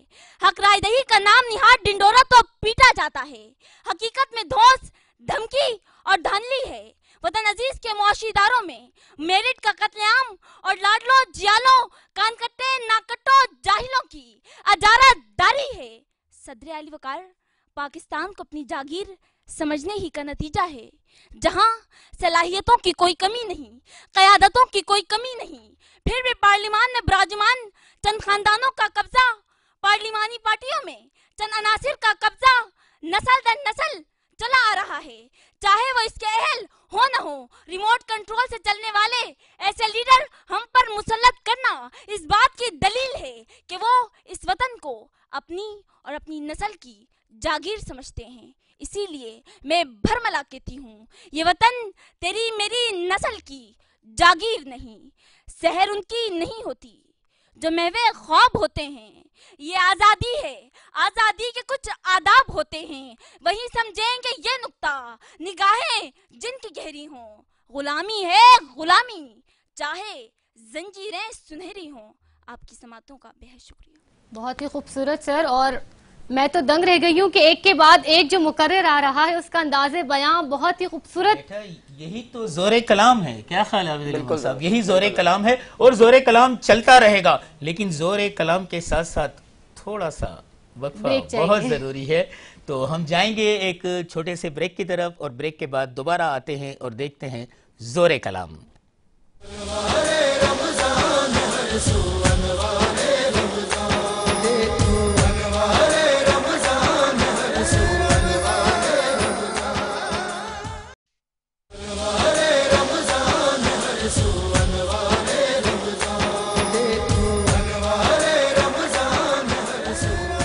Welcome back. انوار رمضان کی سحری نشریات کے سیگمنٹ زور کلام میں ایک بار پھر آپ کو خوش آمدید کہتے ہیں، اور جانتے ہیں عابد بھائی سے کہ عابد بھائی آپ کو یہ سیگمنٹ کیسا لگ رہا ہے، اور جو ہمارے مقرر یہاں پر آئے ہیں، مقررہ یہاں پر آئی ہیں، ایک کے بعد ایک مجھے تو دھماکہ لگا ہے. آپ کو کیسا لگ رہا ہے آج؟ نہیں، بہت اچھا ماشاءاللہ. دیکھیں پہلا پروگرام ہے، آغاز ہے.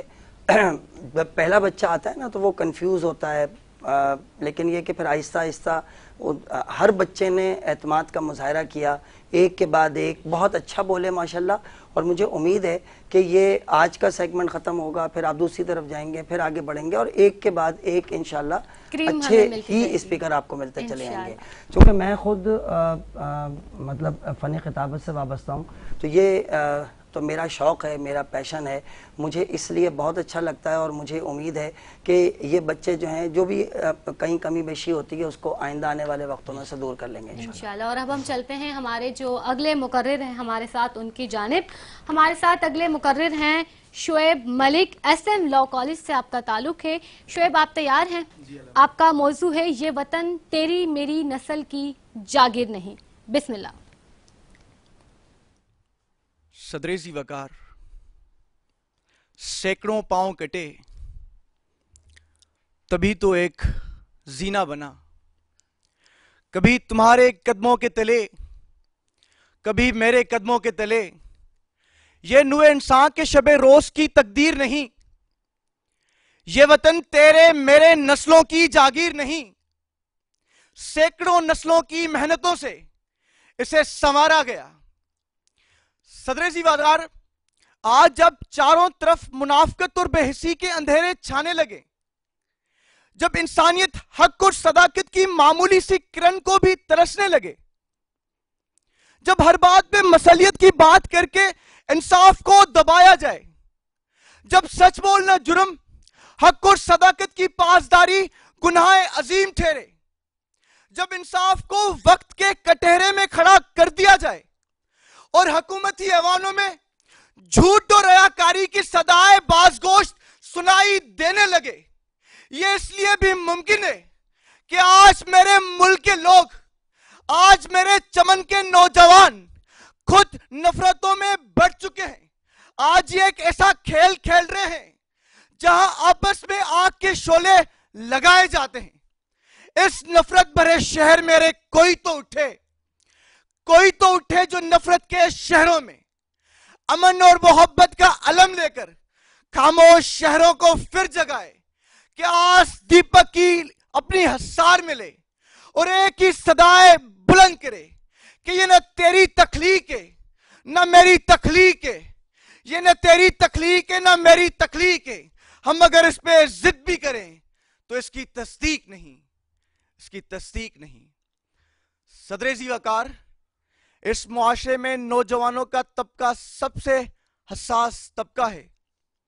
آج یہ فرقہ واریت، مذہب اور نسل پرستی کے نام پر بک چکے ہیں، پر میں اپنے نوجوانوں سے پر امید ہوں، کیونکہ امید ہی وہ سحر ہے جو طلوع ہو کر رہتی ہے، یہ زمان و مکان کی پابند نہیں رہتی۔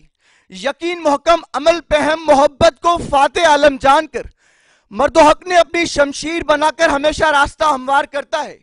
اے ہم وطنوں، بیٹھے بے فکر کیا ہو، اٹھو اور اہل وطن کے دوست بنو، اٹھو اور اہل وطن کے دوست بنو۔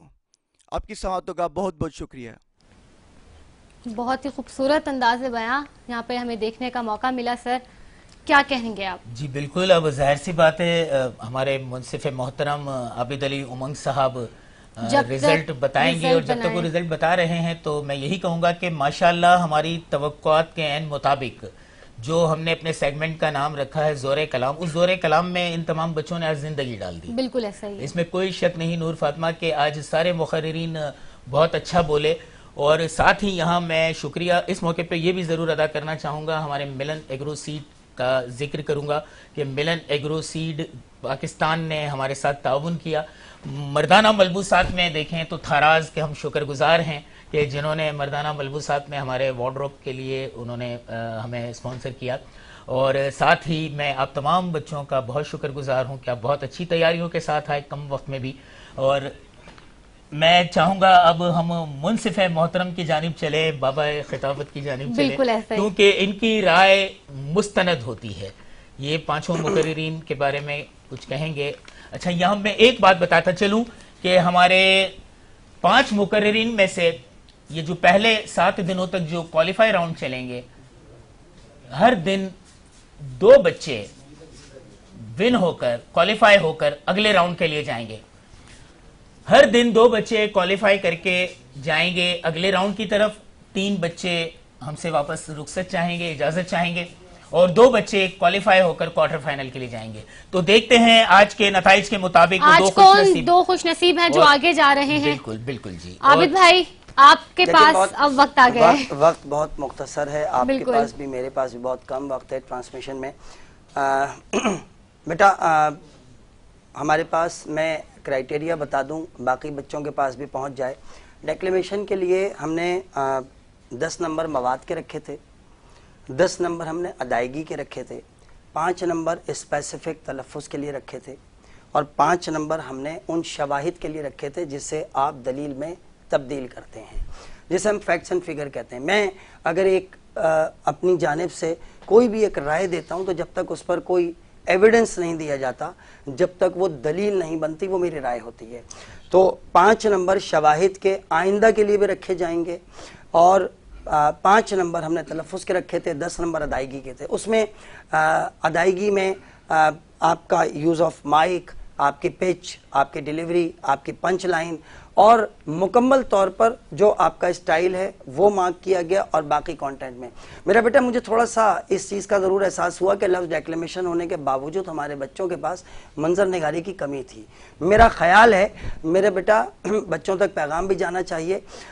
स्पीच में सिर्फ हम फ़ज़ाइल की गुफ्तगू करते हैं, फ़ज़ाइल बयान करते हैं, जबकि मंजर निगारी डेक्लेमेशन की बुनियाद हुआ करती है। मेरा ख्याल है मुझे इसकी कमी का एहसास हुआ, लेकिन फर्स्ट पोजीशन बहुत क्लियर है। आबिद भाई, कौन जा रहा है आगे और कौन जा रहा है पीछे? फर्स्ट पोजीशन हमारे पास बहुत क्लियर है। सेकंड और थर्ड में 0.5 का फर्क है, मैं क्लियर कर देता हूँ। पहली पोजीशन के साथ नेक्स्ट राउंड के लिए क्वालिफाई किया। बहुत सारी तालियां आप सब मिलकर बजाएंगे, हम भी बजाएंगे। ख्वाजा साद, बहुत मुबारक। अच्छा, आपको बड़ी शख्सियात आपने जमा की हैं। साद रफीक भी हैं, शोएब मलिक भी हैं। मैं तो सोच रहा था और शख्सियात भी होंगी, लेकिन बहरहाल सेकंड और थर्ड में हमारे पास 0.5 का फर्क है। बिस्मा खालिद और मैमूना मलिक के दरमियान में हमारे पास 0.5 का फ़र्क है और थोड़ा सा 0.5 का एज मिला फॉर एविडेंसेस एंड डिलीवरी। हालांकि एक मरतबा एक जुमला उन्होंने दोहराया, लेकिन उसके बाद उन्होंने अपनी ग्रिप के साथ जो आगे बेहतर तरीके से पेश किया। मेरे ख्याल में Maimoona Malik will qualify for the next round. बहुत सारी कांग्रेचुलेशंस मैमूना एंड साद, आप लोग जा रहे हैं। 19.5 मार्क्स थे बिस्मा खालिद के और मैमूना मलिक के 20 मार्क्स थे। जी, नूर फातिमा गिफ्ट देंगी हमारे साथ बच्चों को, जो 3 लोग। नूर फातिमा बिल्कुल जी बिल्कुल, मैं 3 वो लोग जो रुखसत हो रहे हैं वो नूर फातिमा से ताइफ ले। शोएब जल्दी से आगे तशरीफ लाइए। बिस्मा खालिद आप आ जाइए और ये आपके साथ जा रहे हैं नेक थाराज, ये फेसबुक की तस्वीर है। थाराज की जानिब से ये गिफ्ट हैम्पर हैं, जरा शॉपर दिखा दीजिएगा, थाराज का नाम दिखा दीजिएगा हमारे मलबूसात के लिए। ये हमारे स्पॉन्सर हैं। रिदा, आप शोएब मलिक आपके साथ भी नेक तमन्नाएं और थाराज का ये गिफ्ट हैम्पर जा रहा है।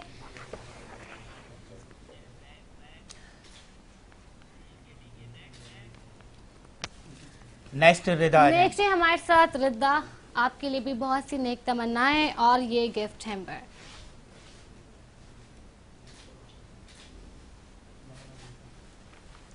थैंक यू, बहुत शुक्रिया। ये इख्तिताम पजीर हुआ आज ज़ोरे कलाम और नूर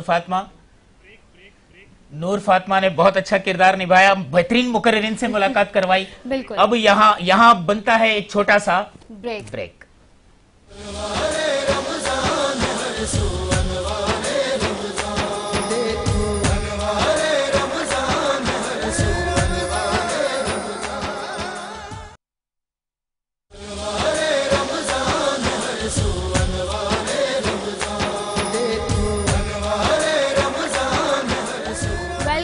बैक अनवारे रमज़ान की सारी नशरियात में एक बार फिर आपको खुशामदीद कहते हैं और ये सेगमेंट है हमारा फैज़ाने इल्म, जिसमें हम बातचीत करेंगे हमारे उलमाए कराम से। और यकीनन ये सेगमेंट आपका और हमारा बहुत ही फेवरेट होने जा रहा है, क्योंकि हम इस सेगमेंट के ज़रिए बहुत सी मालूमात में हमारे इजाफा होगा। तो आज हमारे साथ बहुत ही ज़्यादा काबिल एहतराम 2 मुफ्ती कराम मौजूद हैं। सबसे पहले हमारे साथ मौजूद हैं मुफ्ती अब्दुल कादिर हज़ारवी साहब। सर, आपको हमारे प्रोग्राम में हम खुशामदीद कहते हैं। अस्सलामु अलैकुम। वालेकुम अस्सलाम व रहमतुल्लाहि व बरकातहू, जज़ाकल्लाहु खैर। उसके साथ साथ हमारे साथ मौजूद हैं मौलाना हयात अब्बास नजफी साहब। अस्सलामु अलैकुम। वालेकुम अस्सलाम व रहमतुल्लाहि व बरकातहू। सर, आप लोग कैसे हैं? ठीक ठाक? अल्लाह का शुक्र, आप ठीक हैं? बिल्कुल अल्हम्दुलिल्लाह।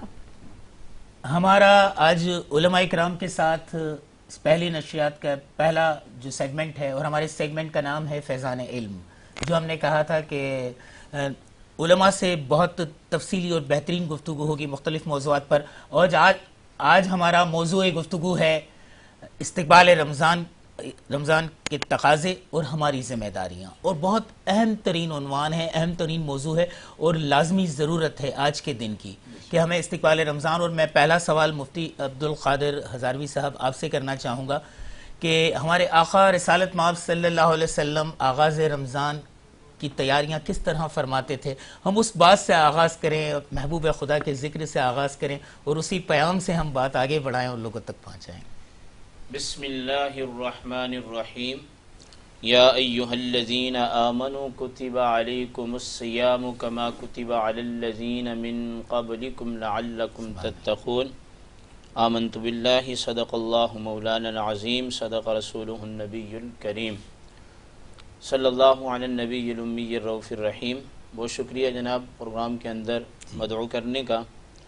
جہاں تک آپ کا سوال ہے کہ آقا دو جہاں صلی اللہ تعالی علیہ وسلم رمضان المبارک کا آغاز اور استقبال کیسے کرتے تھے، سب سے پہلی بات یہ ہے کہ کتب احادیث کے اندر آتا ہے کہ جب رمضان کا مہینہ داخل ہوتا ہے تو اللہ پاک آسمان کے دروازوں کو کھول دیتا ہے. سبحان اللہ.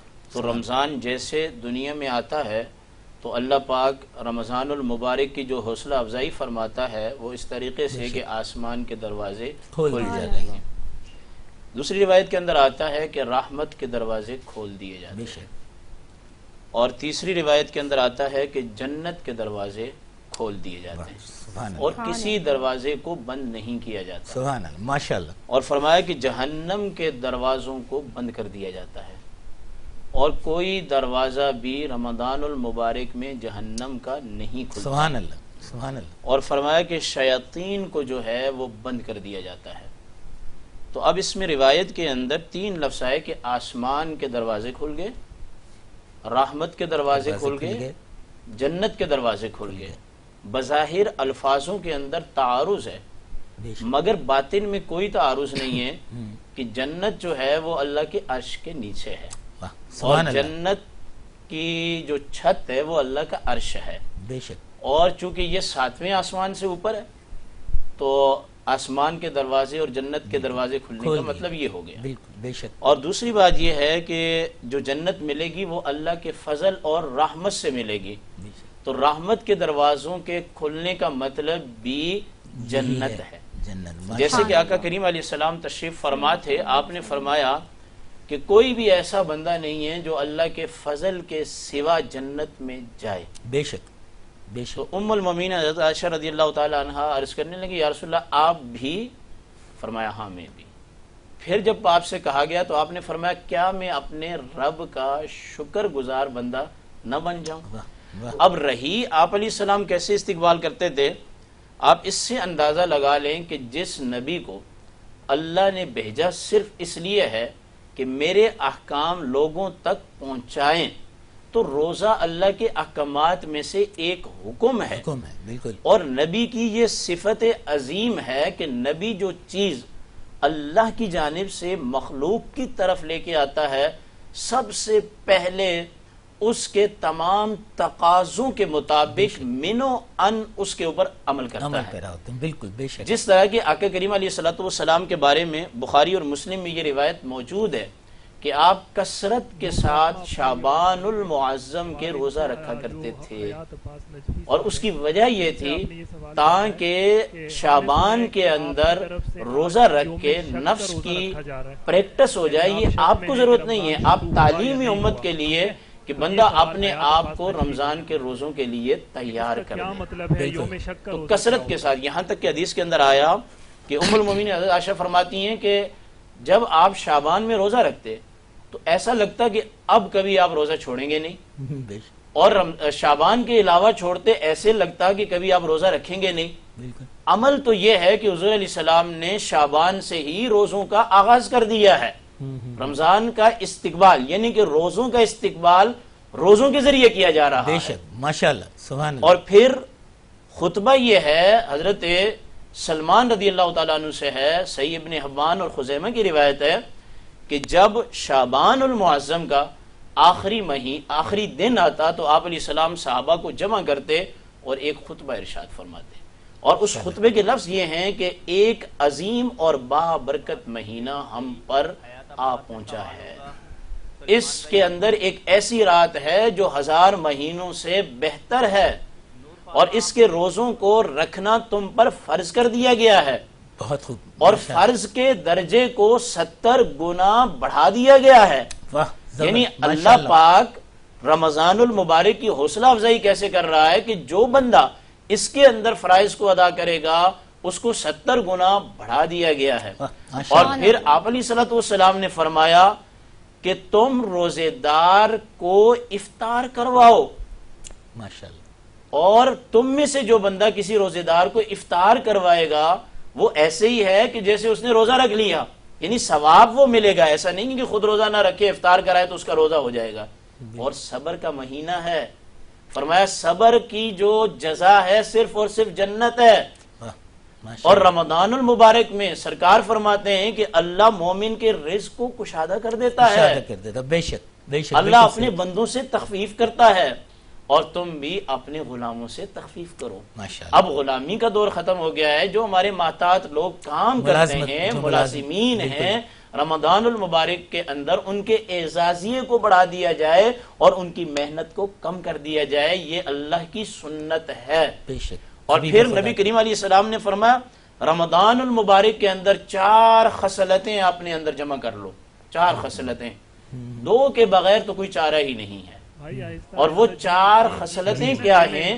فرمایا کہ کلمہ شہادت کی کثرت کرو، اور دوسرا اللہ سے استغفار کرو، اور جس کے بغیر چارہ نہیں اللہ سے جنت کا سوال کرو، اور جہنم سے پناہ مانگو۔ بالکل اس طریقے سے آپ علیہ السلام جو ہے وہ رمضان المبارک کے استقبال میں خطبات بھی ارشاد فرما رہے ہیں، اور اس کے لیے آپ جو ہے روزے بھی رکھ رہے ہیں، اور اللہ استقبال فرما رہا ہے، سارے دروازے کھولے جا رہے ہیں۔ کیا شاندار آغاز بتایا مولانا حیات عباس نجفی صاحب، آپ سے میں جاننا چاہوں گی کہ سننے میں آ رہا ہے کہ آج جو ہے وہ یوم شک کا روزہ رکھا جا رہا ہے، تو یہ آپ لوگوں کی طرف سے یہ بات آئی ہے، اور یہ یوم شک کا روزہ کیا ہے، اسے کیا کہتے ہیں، اسے تھوڑا ڈیفائن کیجئے۔ اعوذ باللہ من الشیطان اللعین الرجیم، بسم اللہ الرحمن الرحیم، الحمدللہ رب العالمین، الصلاۃ والسلام علی سیدنا و مولانا بالقاسم محمد وعلی آلہ طیبین الطاہرین، اما بعد، بسم اللہ الرحمن الرحیم، انا انزلناہ فی لیلۃ القدر۔ سب سے پہلے ماہ مبارک رمضان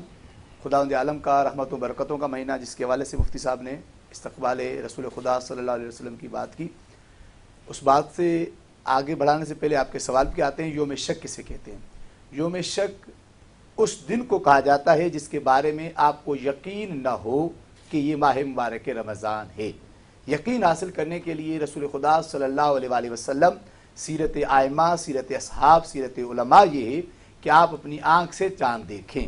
اگر آپ نے آنکھ سے چاند خود نہیں دیکھا تو آپ کو کوئی ایسا شخص گواہی دے جس کی گواہی پر آپ کو یقین حاصل ہو جائے، اطمینان حاصل ہو جائے، تو آپ روزہ رکھیں، ورنہ آپ 30 دن پورے کریں، کیونکہ ایسے افراد، یہ جو یوم شک کی بات ہے یہ مکمل اہل تشیع کی طرف سے نہیں ہے۔ آپ دیکھیں کہ علامہ حسنین اکبر صاحب جو رکن بھی ہیں اس کے رویت ہلال کمیٹی کے، انہوں نے کہا کہ مجھے یقین ہے، اور جو افراد میری بات پہ یقین کرنا چاہتے ہیں اور افراد ہمارے ساتھ ہیں تو وہ روزہ رکھیں۔ اگر کسی کو یقین حاصل نہیں ہوتا اس کلام سے، اس کی بہت سارے اسباب ہیں اور اس کو میں بیان نہیں کرنا چاہتا، مثلا تاخیر سے اعلان ہونا یا کوئی اور سبب۔ اگر کسی کو یقین حاصل نہیں ہوتا ان تمام اعلانات سے تو وہ بغیر یقین کے روزہ نہیں رکھ سکتا۔ رمضان کا روزہ یقین کے ساتھ، اگر یقین نہیں ہے تو آپ کو 30 دن پورے کرنے ہیں۔ اس کو یوم شک کا روزہ کہا جاتا ہے، جو روزہ رکھا جائے گا وہ رمضان شعبان کے آخری دن کی نیت سے رکھا جائے گا، لیکن اگر آپ کے لیے کسی بھی طریقے سے، کسی بھی سبب سے ثابت ہو جائے کہ رمضان ہو گیا ہے، مثلا آپ کے ایک ایسے شخص سے ملاقات ہوئی جو آپ کی نظر میں عادل ہے، جس کی گواہی کو آپ معتبر جانتے ہیں، 10 بجے صبح اس نے کہا نہیں میں نے خود دیکھا تھا، تو آپ اس کو رمضان کی نیت کر سکتے ہیں۔ میں یہاں میں آپ کی بات کی تھوڑی سی مزید وضاحت چاہوں گا اپنے دیکھنے والوں کے لیے۔ آپ نے کہا کہ جسے شک ہے وہ 30 روزے رکھے، تو کیا اس کا مفہوم یہ ہے کہ اب اگر عید الفطر کا چاند 29 کا ہوتا ہے تو کیا وہ 30واں روزہ عید الفطر والے دن رکھنا ضروری ہے؟ نہیں، وہ جب اس کو یقین ہو گیا 29 روزے کو عید کرے گا نا، ہم کہہ رہے ہیں جو بھی چاند ہے، چاہے رمضان کا، چاہے شوال کا، چاہے ذوالحج کا، اس کی صورت ہے یا تو اپنی آنکھ سے دیکھیں یا آپ کے لیے کوئی ایسی گواہی ثابت ہو جائے، آپ کو یقین ہو جائے کہ 29 پہ چاند ہو گیا ہے. اگر آپ کو یقین نہیں ہو رہا تو آپ کو 30واں دن اس مہینے کا گزارنا ضروری. لیکن ہمارے لیے ایک بات یہ ہے کہ دیکھیں رویت ہلال کمیٹی ہمارے لیے معتبر اور محترم ہے اور ہمارے یہاں اسی کو فالو کیا جاتا ہے. اس کا انکار نہیں ہے، اسی کو فالو کیا جاتا ہے. میں نے آپ سے کہا تو کوئی ایسا طریقہ کار نہیں ہے کہ یہ اس طرح کے شک و شبہات کو ختم کیا جا سکے؟ اس کے لیے دیکھیں کوشش جاری ہے. میں نے آپ کے سامنے علامہ ان کا سنن اکبر صاحب جو اس کے رکن ہیں ان کا بیان بھی ذکر کیا.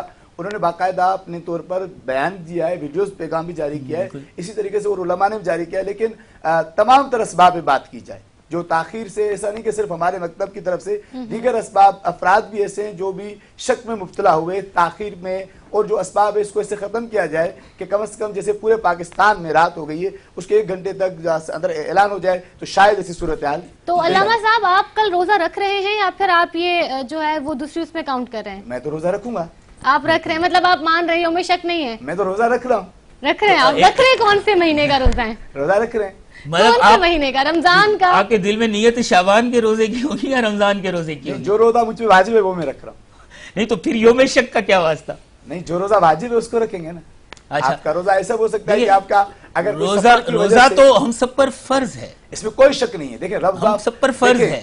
واجب تو صرف نظر کا روزہ ہے، میں آپ فرض کر رہا ہوں. آپ کے یہاں واجب اور فرض میں فرق ہوگا، ہمارے یہاں واجب اور فرض ایک ہی معنی میں استعمال ہوتے ہیں. ٹھیک ہے، ہم واجب اور فرض کو ایک ہی معنی میں استعمال کرتے ہیں مکتب کے جعفریہ میں کہ اگر آپ کے لیے رمضان ثابت ہوگا تو رمضان کا روزہ ہوگا. اگر کسی شخص کے لیے ثابت نہیں ہے، اس کی وجہ ہے اس تمام تر اسباب کو ہم دعا کرتے ہیں پاکستان کی سلامتی کے ساتھ کہ ماہ مبارک رمضان میں خداوند عالم نے یہ تحفہ ہمیں دیا تھا اور اس کی حفاظت کے لیے داخلی بیرونی تمام سازشوں کی ناکامی کے لیے یہ بھی اس طریقے سے مسئلہ حل ہو جائے تاکہ تمام افراد آپ دیکھیں کہ علماء کی طرف سے کوشش ہے کہ اس مسئلے کو حل کیا جائے، بڑھایا نہ جائے، لیکن اس کے جو بھی اسباب ہیں سب پہ گفتگو ہونی چاہیے. میرا آپ سے یہ سوال ہوگا استقبال کے حوالے سے میں کچھ بولنا چاہوں گا کہ اصل جو موضوع اس کے حوالے سے آپ مجھے موقع دیں گے تو مجھے بڑی خوشی ہوگی کہ خطبہ شعبانیہ کا ذکر کیا مفتی صاحب نے.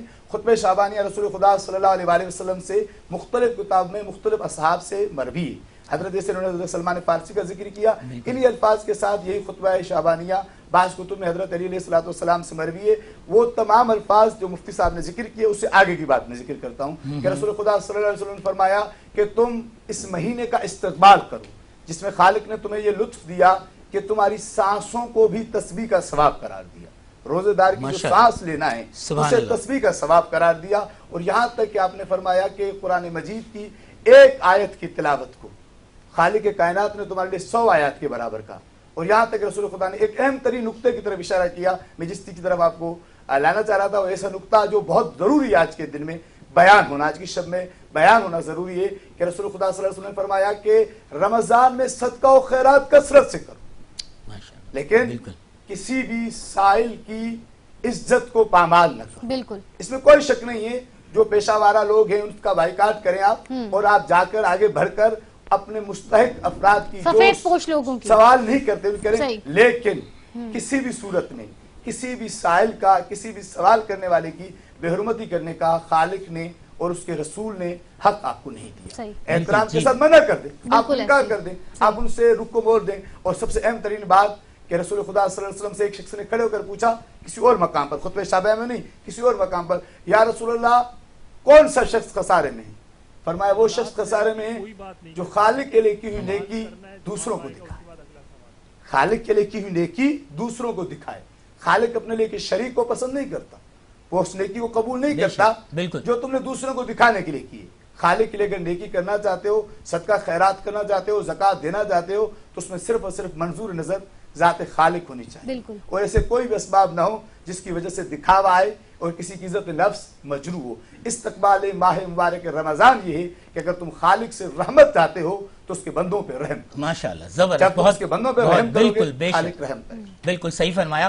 اور محترم عبدالقادر ہزاروی صاحب، میں آپ سے سوال پوچھنا چاہوں گا کہ احترام رمضان کے کیا تقاضے ہیں؟ یہ جو عدم برداشت، غصہ اور مشتعل ہو جانا، کیا یہ احترام رمضان کے منافی ہے؟ آپ کیا سمجھتے ہیں اس حوالے سے؟ جی آپ نے اچھا سوال کیا ہے. عدم برداشت، بے صبری اور انسان کے اندر استقامت کا نہ ہونا اسلام نے 12 مہینوں کے اندر اس کو ناپسند کیا ہے بے شک اور اس کی حوصلہ شکنی کی ہے، اور اس کے مقابلے میں صاحب استقامت کے بارے میں فرمایا ان الذین قالوا ربنا اللہ ثم استقاموا تتنزل علیہم الملائکہ، کہ جن لوگوں نے کہا کہ اللہ ہمارا رب ہے پھر وہ اس پر ڈٹ گئے تو اللہ آسمان سے فرشتوں کو نازل کرتا ہے۔ ماشاءاللہ۔ اور صابرین کے بارے میں فرمایا ان اللہ مع الصابرین، بے شک اللہ اور صبر دوسرے کرنے والا۔ مقام پہ فرمایا انما یوفی الصابرون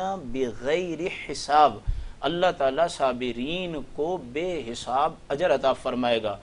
جو چیزیں سال کے 12 مہینے دن رات میں شریعت اسلامیہ کی طرف سے مذمومہ ہیں، بلا شبہ وہ رمضان المبارک کے اندر کی جائیں تو جہاں یعنی کہ فرائض کو 70 گنا کیا جاتا ہے، وہاں ایک برائی کے عذاب کو بھی زیادہ کیا جاتا ہے۔ اچھا، وجہ کیا ہے؟ ایک ہے کہ رمضان کا احترام نہ کرنا اور برائی کا ارتکاب کرنا۔ تقاضا رمضان یہ تھا لعلکم تتقون، تاکہ تم پرہیزگار اور متقی بن جاؤ۔ اس کی مثال میں دینا چاہوں گا، جیسے کہ احادیث طیبہ میں آتا ہے حرم شریف کے اندر اگر ایک نماز پڑھی جائے تو 1 لاکھ کا ثواب ملتا ہے، مگر اگر وہاں ایک برائی کی جائے تو اس کا عذاب بھی 1 لاکھ کا ہے۔ یہ یاد رکھ لیجئے کہ جتنا جہاں بڑا انعام ہوتا ہے، اجر ہوتا ہے، وہاں کوتاہی برداشت نہیں ہوتی ہے، جزا کے ساتھ سزا بھی ہے۔ سزا بے شک۔ بخاری شریف کے اندر سرکار دو عالم صلی اللہ علیہ وسلم نے فرمایا تم میں سے کوئی بندہ گالی گلوچ فسق و فجور تمام برائیاں اس کے اندر فسق اور فجور میں آ جاتی ہیں، وہ چھوڑنا پسند نہیں کرتا، ترک نہیں کرتا، تو اللہ کو اس کے کھانے اور پینے کے چھوڑنے کی حاجت کی ضرورت نہیں ہے۔ اور یہاں تک معلم انسانیت نے فرمایا اگر روزے دار کو کوئی گالی دے یا برا بلا کے تو 2 مرتبہ اس کو کہے کہ بھائی میرا روزہ ہے، میں آپ کو کوئی جواب نہیں دوں گا، یعنی کہ ویسے بھی گالی کی حوصلہ شکنی ہے، صبر کا اعلیٰ ترین مظاہرہ کرنا، صبر کا اعلیٰ ترین مظاہرہ۔ اور پھر اس حدیث کو تفصیل کے ساتھ بیان کرتے ہوئے سرکار دو عالم صلی اللہ علیہ وسلم نے فرمایا روزے دار کے لیے 2 خوشیاں ہیں، ایک وقت افطار اور ایک وقت ملاقات خداوندی۔ اب جو بندہ افطار کے وقت خوشی حاصل کر رہا ہے اور روزہ جو ہے یہ رحمان کی ملاقات کا ذریعہ ہے، جب آپ کسی کو ملنے جاتے ہیں، ملاقات کرنے جاتے ہیں تو ان راہوں کا بھی خیال کرنا پڑتا ہے اور ان راہوں کے آس پاس جو آبادیاں ہیں ان کا بھی خیال کرنا پڑتا ہے، کیونکہ آپ جس سے ملنے جا رہے ہیں وہ ذات بڑی اعلیٰ ہے۔ تو اس لیے آپ علیہ الصلوۃ والسلام نے سختی کے ساتھ رمضان المبارک کے اندر برائیوں کا جو ارتکاب ہے، ویسے بھی آپ نے حوصلہ شکنی فرمائی، لیکن رمضان کے اندر میں بالخصوص اس کے لیے حکم سختی فرمائی۔ اور پھر حدیث کی آخری جز یہ ہے، فرمایا کہ روزہ میرے لیے ہے اور میں ہی اس کی جزا دوں گا۔ اور ہمارا جو ہے نا کیا ہے کہ ہم تو اتنے بے صبر ہیں کہ بھائی مجھے معاذ اللہ روزہ جو ہے نا خراب نہیں کرو، یہ نہیں کرو، وہ نہیں کرو، اتنے بے صبرے ہو جاتے ہیں۔ نبی کریم علیہ الصلوۃ والسلام نے فرمایا روزہ اور صبر، اصل روزہ نام ہی صبر کا ہے۔ جب آپ نے کھانے سے صبر کر لیا، صبر کا معنی رکنا ہے، آپ پینے سے رک گئے، آپ حق کی زوجیت سے رک گئے، اب ہر برائی سے آپ کو کیا ہونا قدم قدم پر صبر ہے، رکنا پڑے گا۔ اور جب روزے کا معنی رکنا ہے تو برائیوں سے رکیں گے تو پھر سرکار نے فرمایا قیامت کے دن یہ روزہ جہنم کے سامنے آڑ بن جائے گا اور تمہیں جہنم میں جانے سے روک دے گا۔ سبحان اللہ، سبحان اللہ۔ کیا علماء کرام کے ساتھ جو گفتگو کا سلسلہ ہے وہ جاری رہے گا، لیکن ایک چھوٹے سے بریک کے بعد۔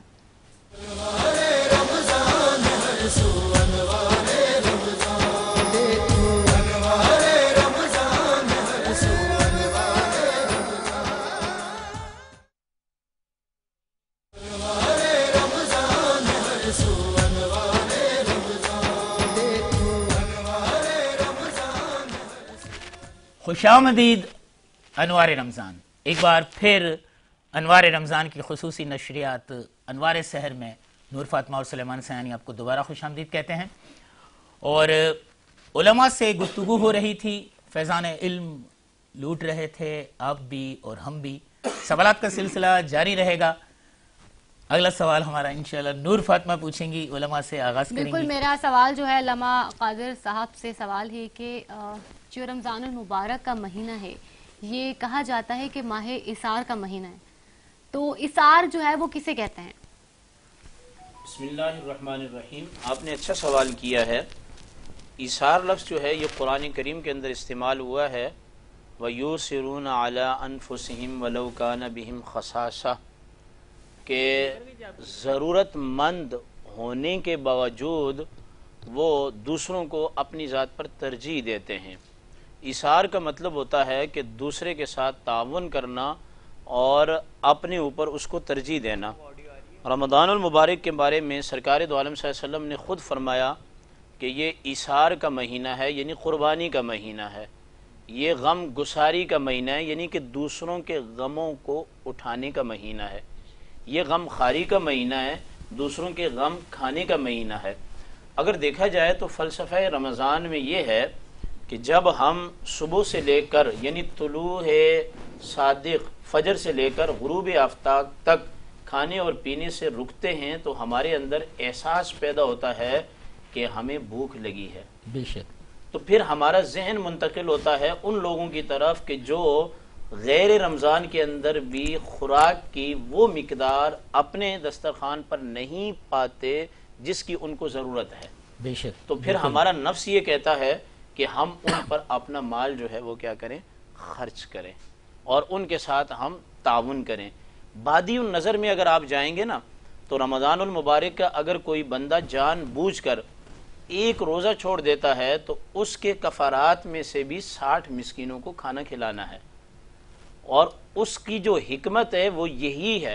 हालांकि होना तो ये चाहिए था ना कि भाई रमज़ान का महीना रहा है तो 60 दिन के रोज़े ही रखे जाएं, मिस्कीनों के खानों की तरफ ना जाया जाए। लेकिन अल्लाह ताला जो लोग गुनाहों का या किसी जुर्म का इर्तिकाब करते हैं ना, उस इर्तिकाब पर अल्लाह ने जो उस नुकसान का इजाला रखा है ना वो गरीब के पेट का रखा है। वाह माशाअल्लाह, ज़बरदस्त, क्या अल्लाह का निज़ाम है।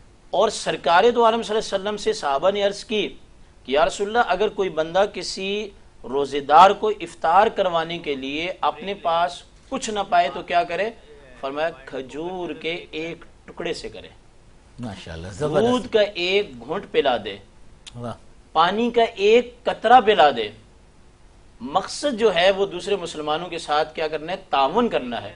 यही वजह है कि हमारे मुहद्दिसीन किराम ने रोज़े की हिकमतों में से एक हिकमत ये भी रखी है कि अल्लाह पाक ने ये रोज़े फर्ज करके भूख को तारी करके अल्लाह ताला उमरा को गरीबों की तरफ मुतवज्जह करना चाहता है। इस ब्रेक के बाद आपकी बात को कंटिन्यू करते हैं और यहाँ वक्त हुआ चाहता है एक ब्रेक का।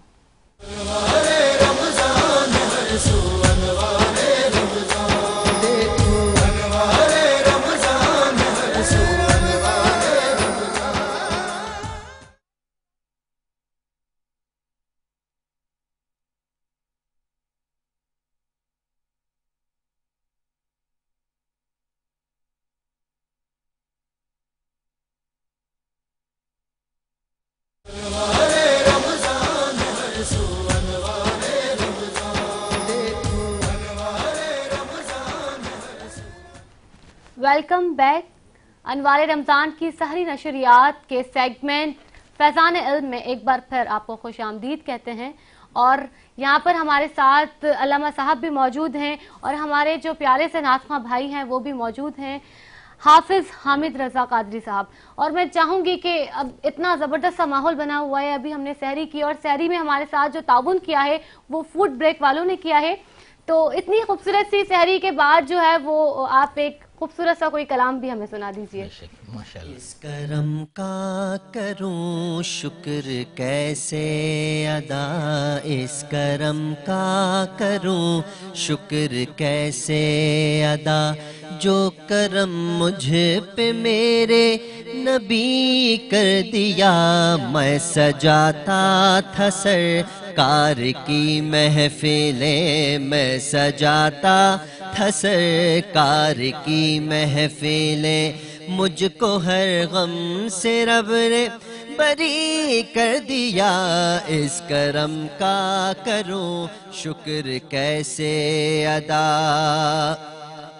لمحہ لمحہ ہے مجھ پر نبی کی عطا، لمحہ لمحہ ہے مجھ پر نبی کی عطا، دوستوں اور مانگوں میں مولا سے کیا، دوستوں اور مانگوں میں مولا سے کیا، کیا یہ کم ہے کہ میرے خدا نے مجھے، کیا یہ کم ہے کہ میرے خدا نے مجھے اپنے محبوب کا امتی کر دیا، اس کرم کا کروں شکر کیسے ادا؟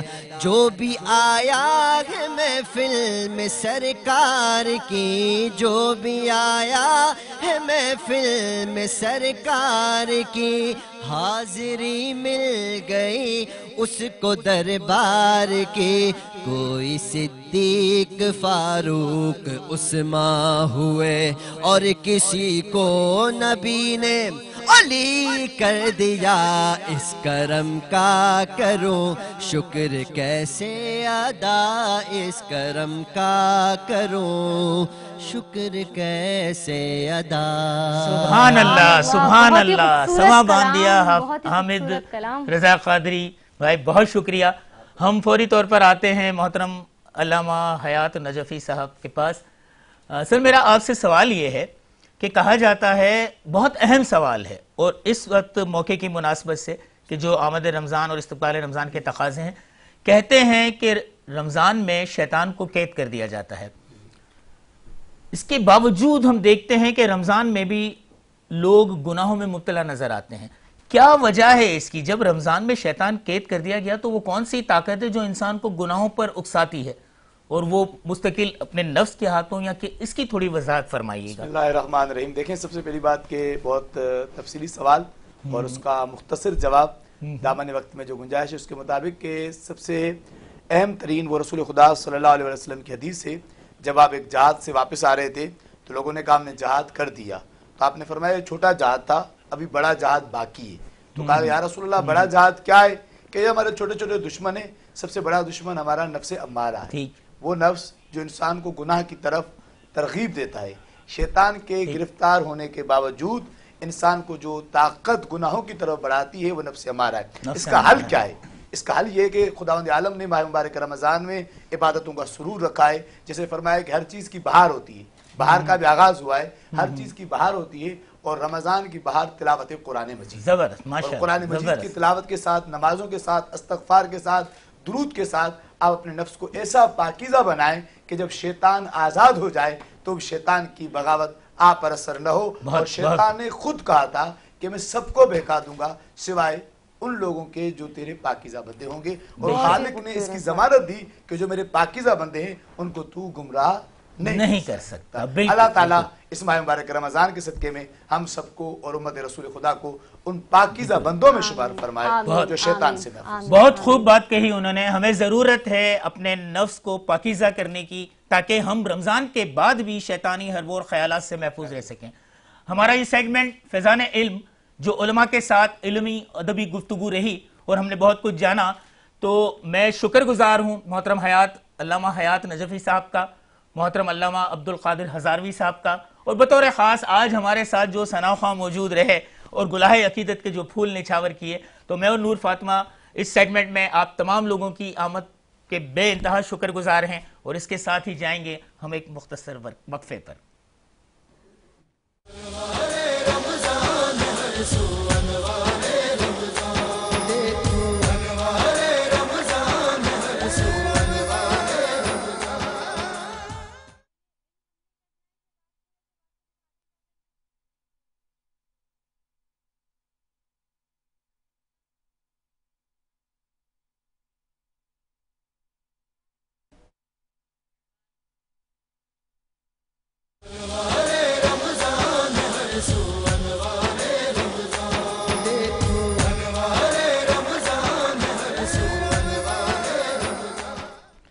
خوشامدید ناظرین، اس وقت آپ دیکھ رہے ہیں سیگمنٹ راہ نجات اور میں ہوں آپ کا ہوسٹ شہباز ابراہیم۔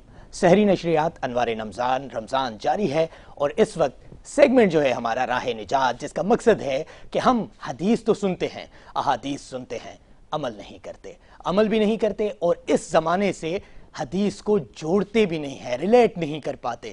تو ہمارا مقصد یہ ہے کہ احادیث کو اس زمانے سے ریلیٹ کیا جائے، ہم کیا غلطیاں کر رہے ہیں، ہم کون سی ایسی حماقتیں کر رہے ہیں، کون سی ایسی حماقتیں کر رہے ہیں جن سے ہمیں بچنا چاہیے۔ تو نبی کریم صلی اللہ علیہ وآلہ وسلم کا فرمان ہے، جب رمضان کا مہینہ آتا ہے تو جنت کے دروازے کھول دیے جاتے ہیں، جہنم کے دروازے بند کر دیے جاتے ہیں اور شیاطین کو زنجیروں میں جکڑ دیا جاتا ہے، یعنی کہ ہمارے لیے جنت کے دروازے کھول دیے جاتے ہیں۔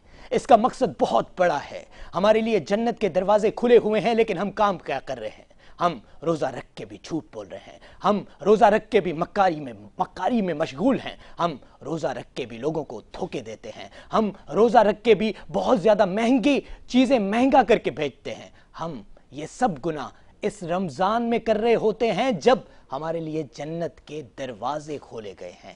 ہمیں ان چیزوں سے بچنا چاہیے۔ آج اگر ہم اپنا سیاسی ماحول دیکھیں تو وہاں بھی ہم جس سے جڑے ہوئے ہیں دوسرے کو گالیاں دے رہے ہوتے ہیں، ہم فرقے میں آ جاتے ہیں اور دوسرے فرقوں کو بہت زیادہ غلط باتیں ان کے بارے میں کرتے ہیں۔ اسی رمضان میں، جس رمضان میں ہمارے لیے جنت کے دروازے کھلے ہوئے ہیں، ہم بہت کچھ اچھا کر سکتے ہیں۔ ان جنت کے کھلے ہوئے دروازوں سے جنت میں جانے کا راستہ بنا سکتے ہیں، لیکن ہم بہت غلط چیزوں میں مشغول ہیں، تو ہمیں ان چیزوں سے بچنا ہوگا۔ صرف بچنا ہی نہیں ہوگا، لیکن لوگوں کو تلقین کرنی ہوگی کہ آپ بھی ان چیزوں سے بچیں۔ آج ہمارا مقصد یہی ہے کہ آپ کے سامنے ایسی احادیث پیش کی جائیں جن پر ہم بھی عمل کریں اور آپ بھی عمل کریں، اور اس زمانے سے ہم ان کو ریلیٹ کریں۔ ہم غیبت کر رہے ہوتے ہیں روزہ رکھ کے۔ ایک شاعر نے کیا خوب کہا، کسی بشر میں 1000 خامی اگر جو دیکھو تو چپ ہی رہنا، کسی بشر کا راز پاؤ یا عیب دیکھو تو چپ ہی رہنا۔ اگر منادی کو لوگ آئیں، تمہیں کرے دیں، تمہیں منائیں، تمہاری ہستی کے گیت گائیں، تمہیں کہیں کہ بشر میں دیکھی برائیوں کو بیان کر دو تو چپ ہی رہنا۔ جواز یہ ہے، دلیل یہ ہے، ہماری ساری حماقتوں کو، ہماری ساری خباثتوں کو وہ جانتا ہے، وہ دیکھتا ہے، مگر وہ چپ ہے۔ اگر وہ چپ ہے تو میری مانو، وہ کہہ رہا ہے چپ ہی رہنا، چپ ہی رہنا۔ اس چیز سے بھی ہمیں یہ سبق ملتا ہے کہ یہ غیبت، اس طرح کی باتیں، اگر میں آفس میں موجود ہوں، کسی اور کے بارے میں غیبت کر رہا ہوں، روزے میں بھی ہوں، تو ہمارے لیے یہ بہت بڑی غلطی ہے۔ روزے میں گناہ کرنا بھی اتنا بڑا ہو جاتا ہے جس طرح ہمارے لیے ثواب بہت بڑا ہوتا ہے، جس طرح ہمارے لیے جنت کے دروازے کھلے ہوئے ہوتے ہیں، اسی طرح جب ہم گناہ کرتے ہیں تو شاید اس گناہ کا بھی ڈبل گناہ ہمیں ملتا ہو۔ تو ان چیزوں سے ہمیں بچنا چاہیے۔ اسی کے ساتھ آج راہ نجات کے سیگمنٹ سے اپنے ہوسٹ شہباز ابراہیم کو دیجیے اجازت۔ کل انشاءاللہ ایک نئی حدیث کے ساتھ ملاقات ہوگی۔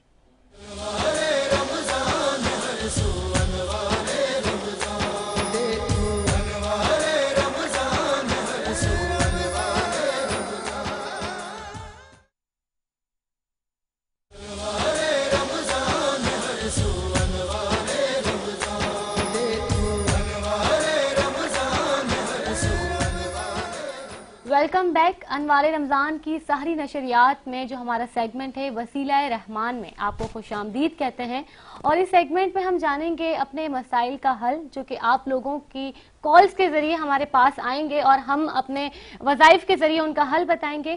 ہماری ٹی وی اسکرین پر نمبر دیے گئے ہیں جن کے ذریعے آپ رابطہ کر کے اپنے مسائل کا حل وظائف کے ذریعے جان سکتے ہیں۔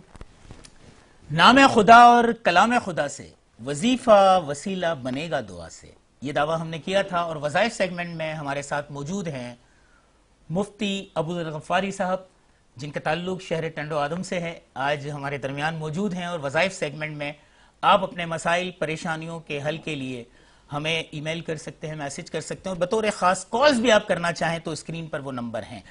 سب سے پہلے ابوالغفاری صاحب آپ کو خوش آمدید کہتے ہیں ہم اس پروگرام میں۔ وسیلہ رحمان ہمارا سیگمنٹ ہے، اور ملن ایگرو سیٹ کے مہمانوں میں آپ شامل ہیں، جو ہمارے اسپانسر ہیں تھراز ہمارے اسپانسرز میں شامل ہیں، ہم ان کا بھی بہت شکریہ ادا کرتے ہیں ان تمام سیگمنٹ میں ہمارے ساتھ تعاون کے لیے۔ میں آپ سے ایک بات پوچھنا چاہوں گا کہ الحمدللہ ہم سب کا عقیدہ ہے کہ نام خدا اور کلام خدا سے تقدیریں بدل جاتی ہیں اور پرتاثیر ہوتے ہیں۔ اسماء الحسنہ میں ہر نام میں ایک تاثیر ہے۔ میں چاہوں گا آپ سب سے پہلے یہ بتائیں، ایک جنرل مسئلہ جو تمام لوگوں کا ہوتا ہے کہ لوگوں کے ذہن میں یہ ہوتا ہے کہ کوئی کام نہ ہو رہا ہو تو ذہن میں یہ ہوتا ہے کہ بندش ہے، رکاوٹ کر دی گئی ہے، تو اس ازالے کے لیے، اس سے بچنے کے لیے کہ واقعی ہمیں پتہ تو نہیں ہوتا کہ بندش ہے، رکاوٹ ہے، اس کے لیے کوئی ایسا وظیفہ کہ کوئی اگر بندش ہے اگر کسی کے ساتھ تو اس کو وہ ٹوٹ جائے، اس کا اثر ختم ہو جائے اور ساتھ وقت شروع ہو جائے۔ تو بندش کا ایک بڑا پرابلم آتی ہے، تمام لوگوں کو ایک جنرل مسئلہ ہے۔ بسم اللہ الرحمن الرحیم، نحمدہ ونصلی ونسلم علی رسولہ الکریم، اما بعد، فاعوذ باللہ من الشیطان الرجیم، بسم اللہ الرحمن الرحیم۔ بہت بہت شکریہ آپ کا اور پوری ٹیم کا جو پہلی رمضان المبارک کی ساعت ہے سحری کی، اور اسی مناسبت سے اللہ رب العزت قرآن پاک میں فرماتے ہیں شہر رمضان الذی انزل فیہ القرآن ھدی للناس وبینات من الہدی والفرقان، کہ یہ رمضان کا ہی وہ مہینہ ہے کہ جو لوگوں کی ہدایت کے لیے ہے۔ اس مہینے کے اندر قرآن کریم کا نزول ہوا۔ اب دوسری بات جو آپ نے سوال کیا کہ لوگوں کے معاملات، رکاوٹیں، پریشانیاں، مسائل یہ کیوں ہیں؟ اللہ رب العزت دوسری جگہ ارشاد فرماتے ہیں وَمَا أَصَابَكُم مِّن مُّصِيبَةٍ فَبِمَا كَسَبَتْ أَيْدِيكُمْ وَيَعْفُو عَن كَثِيرٍ، جو تمہیں پریشانیاں آتی ہیں، تکلیفیں آتی ہیں، مصیبتیں آتی ہیں، وہ تمہارے اپنے کیے ہوئے اعمال کی وجہ سے ہیں۔ علامہ صاحب ہمارے ساتھ ایک لائیو کال موجود ہے، ہم جانتے ہیں کہ لائیو کال پہ ہمارے ساتھ کون ہیں اور کہاں سے بات کر رہے ہیں۔ السلام علیکم۔ وعلیکم السلام، میں شمائلہ بات کر رہی ہوں کراچی سے۔ جی شمائلہ، کیسی ہیں آپ؟ میں بالکل ٹھیک ہے الحمدللہ۔ پہلے تو آپ تمام لوگوں کو رمضان بہت بہت مبارک ہو۔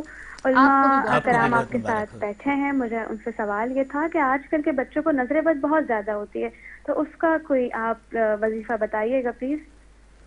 جی بہت شکریہ، آپ کا سنا سوال۔ تو نظر بد کے لیے سورہ قلم کی آخری 2 آیات ہیں، وہ ہر طرح کی نظر کے لیے کافی ہیں۔ حدیث پاک میں آتا ہے، قرآن کریم کی جو آیات ہیں سورہ قلم کی 29واں پارہ، وَإِن يَكَادُ الَّذِينَ كَفَرُوا لَيُزْلِقُونَكَ بِأَبْصَارِهِمْ لَمَّا سَمِعُوا الذِّكْرَ وَيَقُولُونَ إِنَّهُ لَمَجْنُونٌ وَمَا هُوَ إِلَّا ذِكْرٌ لِّلْعَالَمِينَ۔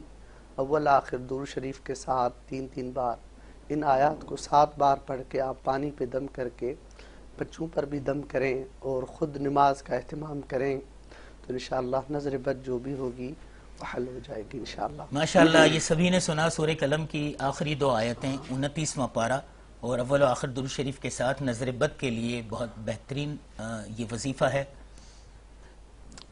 اب جو میں بات کر رہا تھا مکمل کر لیں، اس کو میں مکمل کرنا چاہتا ہوں۔ تو اللہ رب العزت نے قرآن پاک میں ارشاد فرمایا وَقَالَ رَبُّكُمْ ادْعُونِي أَسْتَجِبْ لَكُمْ، اے میرے بندو تم مجھے پکارو تو صحیح، میں تمہاری پکار ضرور سنوں گا، ضرور قبول کروں۔ آج ہر شخص پریشان ہے روزی کی وجہ سے، رزق کی وجہ سے، روزگار کی وجہ سے ہر شخص پریشان ہے، چاہے مرد ہے، عورت ہے، بچہ ہے، بوڑھا ہے، سارے۔ تو روزی کمانے کے 4 ذرائع ہیں، 4 ذریعے ہیں، جن میں سے پہلا روزی کمانے کا ذریعہ ہے نماز، دوسرا روزی کمانے کا ذریعہ ہے ذکر، اور تیسرا روزی کمانے کا ذریعہ ہے استغفار، اور چوتھے نمبر پہ معاش آتا ہے۔ آج ہم نے معاش کو پکڑ لیا، باقی 3 راستوں کو ہم نے چھوڑ دیا۔ تو ضرورت اس چیز کی ہے کہ ہم رجوع اللہ کریں، اللہ کی طرف رجوع کریں اور اللہ سے دعائیں کریں. اللہ نے فرمایا جو تم مانگو گے میں تمہاری پکار ضرور سنوں گا, ضرور قبول کروں گا. بالکل وہ سننے والا ہے. یہ تو مہینہ ہے ہی اللہ سے مانگنے کا.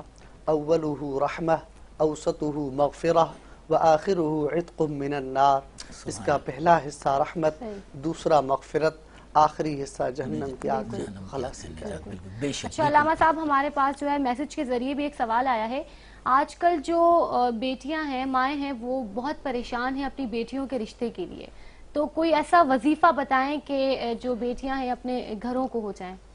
یہ بہت ہی اہم مسئلہ ہے اور اس پروگرام کے توسط سے میں دعا بھی کرنا چاہتا ہوں اللہ تعالیٰ تمام بچیوں کے نصیب اچھے کریں, اور جن کے رشتوں میں رکاوٹیں ہیں اللہ تعالیٰ ان کو دور کرے, اور اللہ تعالیٰ ان کو اچھے اور بہترین مناسب رشتے عطا کریں. جو آپ نے سوال کیا اس حوالے سے مشکات شریف کی ایک حدیث میں آتا ہے, خاص رشتے کے لیے تو نہیں ہے, اوورال ہر مسئلے کے لیے, ہر بندش کے لیے, ہر رکاوٹ کے لیے. مشکات شریف کی حدیث میں آتا ہے کہ حسبنا اللہ ونعم الوکیل نعم المولا ونعم النصیر. جو لوگ بھی 71 بار عصر نماز کے بعد اپنی جگہ پر بیٹھ کر یہ وظیفہ پڑھے تو اس کے بعد پھر اس مقصد کو دل میں رکھ کر جو بھی آپ دعا کریں, جو بھی مقصد ہے, رشتے کی رکاوٹ کا, جاب کا مسئلہ یا پڑھائی کا مسئلہ, جو بھی مسئلہ ہے. ہمارے ساتھ ایک لائیو کال موجود ہے. السلام علیکم, کون اور کہاں سے بات کر رہے ہیں؟ وعلیکم السلام, میں راہیل بات کر رہا ہوں لاڑکانہ سے.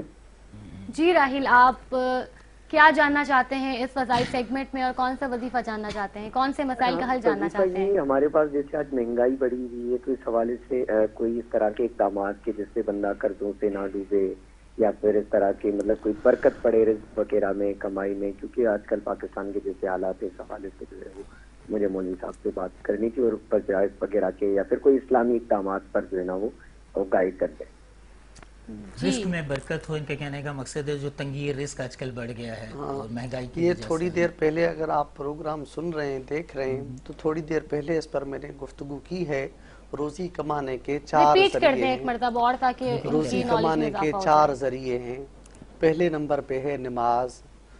ومن اعرض عن ذکری, اللہ رب العزت قرآن پاک میں ارشاد فرماتے ہیں ومن اعرض عن ذکری فإن له معیشتا ضنکا. جو میرے ذکر سے اعراض کرتا ہے, منہ موڑ لے, منہ پھیر لے, فإن له معیشتا ضنکا, تو میں اس کو معاشی تنگ دستی میں مبتلا کر دیتا ہوں. تو آج ہم اپنے ارد گرد دیکھیں, جھانکیں کہ ہم کس مرض میں مبتلا ہیں, تو ہمیں رجوع اللہ کی ضرورت ہے. پہلے نمبر پہ روزی کمانے کا ذریعہ ہے نماز, دوسرے نمبر پہ روزی کمانے کا ذریعہ ہے ذکر, تیسرے نمبر پہ روزی کمانے کا ذریعہ ہے استغفار. احادیث میں آتا ہے جو کثرت سے استغفار کرتے ہیں اللہ رب العزت اس کے لیے رزق کے دروازے کھول دیتے ہیں. پھر چوتھے نمبر پہ آتا ہے معاش. تو آپ وَأَلَّيْسَ لِلْإِنسَانِ إِلَّا مَا سَعَى, جو انسان جس کام کی محنت اور کوشش کرتا ہے اللہ رب العزت وہاں سے اس کو کامیابی عطا فرماتے ہیں. تو رزق حلال کی محنت کریں, کوشش کریں, اور ساتھ ساتھ اللہ سے مانگتے رہیں, استغفار کی کثرت ہو, اللہ تعالیٰ رزق کے دروازے کھول لے. بے شک, بالکل. وہ ایک شاید کال سے پہلے ادھوری رہ گئی تھی بات, بچیوں کے رشتے کے سلسلے میں وظیفے کی چل رہی تھی. بچیوں کا رشتہ ہے جو مشکات شریف کی حدیث میں ہے, جو لوگ بھی حسبنا اللہ ونعم الوکیل نعم المولا ونعم النصیر بعد نماز عصر 71 بار یہ وظیفہ پڑھے گا, اپنے مقصد کو, ہر ادھوری مراد پوری کرنے کے لیے, ہر اٹکا ہوا مسئلہ حل کرنے کے لیے, جو بھی مسئلہ ہے, جو بھی مراد ہے, جو بھی آپ کو مسئلہ ہے, ہر اٹکا ہوا مسئلہ, چاہے شادی کا, جاب کا, نوکری کا, یا اور ملازمتوں کا, کاروبار کا, جو بھی مسئلہ ہے, اس کو دل میں رکھ کر تصور کر کے کہ وظیفہ پڑھیں. انشاءاللہ اللہ کے حکم سے 41 دن کے اندر اندر وہ مسئلہ حل ہو جائے گا. یہ باقاعدہ مجرب وظیفہ ہے. زبردست. اور یہ ایک میسج مجھے بھی آیا ہوا ہے حضرت حیدرآباد سے, فارس خان ہے, اور بہت اچھا مسئلہ پوچھا ہے, بہترین ہے. کہتے ہیں کہ آج کل بات بیٹیوں کے رشتوں کے لیے اور ہوتی ہیں, لیکن جو بیٹے بہرہ روی کا شکار ہیں, والدین کے نافرمان ہیں, اور بدتمیزی کرتے ہیں، اس حوالے سے کہ ان بچوں کی فرما برداری کے لیے کیا وظیفہ ہونا چاہیے، والدین کا ادب و احترام وہ کیسے سیکھیں، اس حوالے سے تھوڑی سی روشنی ڈالیے گا۔ یہ بہت اہم مسئلہ ہے، اس کا تعلق تربیت سے ہے، وظیفے سے نہیں ہے۔ کچھ معاملات ایسے ہوتے ہیں جو ان کی تربیت کی جائے، اور بحیثیت والدین بچپن سے ہی ہماری یہ ذمہ داری ہونی چاہیے کہ ہم اپنی اولاد کو دینی تعلیم دیں، قرآن پاک کی تعلیم دیں، صحیح تعلیم دیں، اور تعلیم کے ساتھ ساتھ ان کی تربیت بھی کریں۔ آج بہت ہی دکھ کے ساتھ کہنا پڑتا ہے، چاہے والد ہیں یا والدہ ہیں، بچہ چھوٹا ہے، اسکول سے گھر آیا، وہ موبائل میں کارٹون میں لگا، والدہ اپنے موبائل میں، والد اپنے موبائل میں، بچے کی تربیت کہاں گئی؟ آج بچوں کی تربیت کا بہت بڑا فقدان ہے، تو بچوں کو ٹائم دینے کی ضرورت ہے۔ بچپن میں اگر ہم نے ان کی تربیت صحیح نہ کی، دین کے مطابق ان کی تربیت صحیح نہ کی، تو بڑے ہو کر یہ کیا کریں گے بچے؟ یہی والدین کے نافرمان ہوں گے۔ تو بہرحال والدین ہمارے ساتھ ایک کالر موجود ہیں، تو ہم جانتے ہیں کہ کون اور کہاں سے بات کر رہے ہیں۔ السلام علیکم۔ وعلیکم السلام۔ کون اور کہاں سے بات کر رہے ہیں؟ ضلع نوشہرہ سے بات کر رہا ہوں۔ آپ کا نام؟ میں ضلع نوشہرہ سے بات کر رہا ہوں۔ اچھا، آپ کس مسائل کا حل جاننا چاہتے ہیں، کس کا وظیفہ جاننا چاہتے ہیں؟ میرا نام ہے عبدالسمیم۔ جی عبدالسمیم، رمضان مبارک ہو۔ میرا نام ہے عبدالسمیم۔ سوال پوچھیے عبدالسمیم، سوال پوچھیے۔ ہاں، میرا شادی کا مسئلہ ہے، میری شادی نہیں ہو رہی ہے، میری عمر 25 سال ہو گئی ہے۔ ٹھیک ہے جی، انشاءاللہ آپ کو اس کا وظائف کے ذریعے جو ہے وہ اس کا حل بتاتے ہیں۔ مفتی صاحب، وہی ایک اور مسئلہ آ گیا ہے شادی کا۔ پہلے لڑکیوں کی شادی کے تو بہت سے ہیں، لڑکوں کی شادی کا مسئلے بھی آنا شروع ہو گئے جی۔ اس کے لیے تو بھائی یہ تو مسئلہ نہیں ہے عبدالسمیع صاحب، آپ کریں اور دو تین کریں، ایسی بات نہیں ہے۔ ان کی ایک نہیں ہو رہی ابھی، ایک نہیں ہو رہی تو کریں، کرنی چاہیے، کوشش کریں، والدین سے کہیں، کوئی بڑے ہیں ان سے کہیں، تو اس کا تعلق تو وظیفے سے نہیں ہے، کوشش سے ہے۔ تو آپ والدین سے کہیں، جو بڑے ہیں، سرپرست ہیں آپ کے، ان سے کہیں، رشتے بہت ہیں۔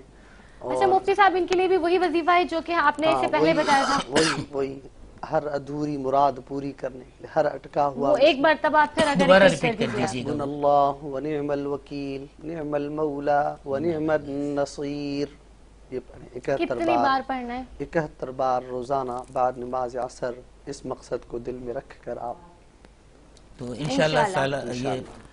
اچھا، ایک اب جب تک ہمیں کوئی کال یا وہ آئے، میں ایک اور بات بھی جنرلی یہ پوچھنا چاہوں گا کہ ہم لوگ رمضان المبارک میں تمام چیزیں کرتے ہیں، لیکن عبادت میں ہمارا دل لگے، عبادت سے ہماری دوری نہ ہو، ایسا کوئی وظیفہ جو ہمارے قلب کو جو ہے عبادت کی طرف مائل کرے۔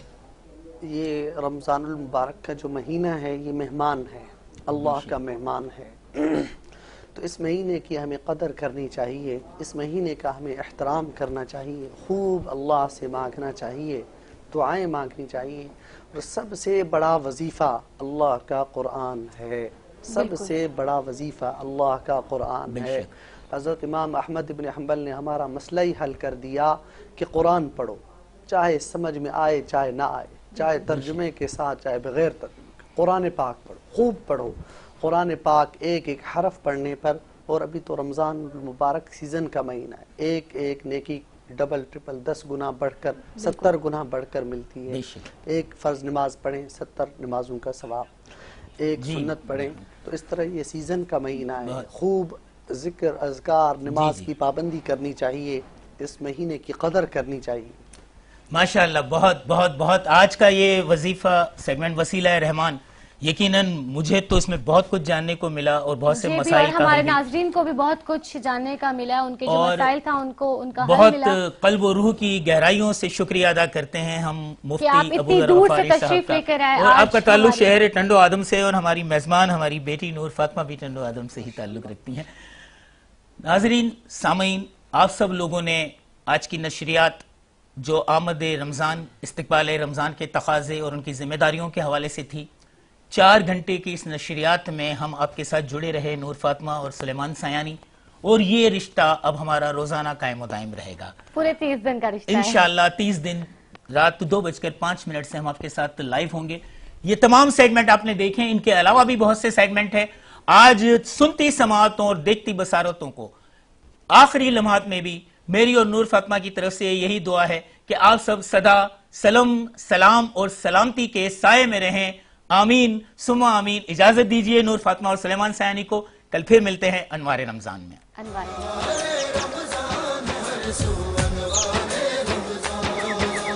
رنگو نور کی بارش ہر جا رحمت ہی رحمت ہے ہر پل.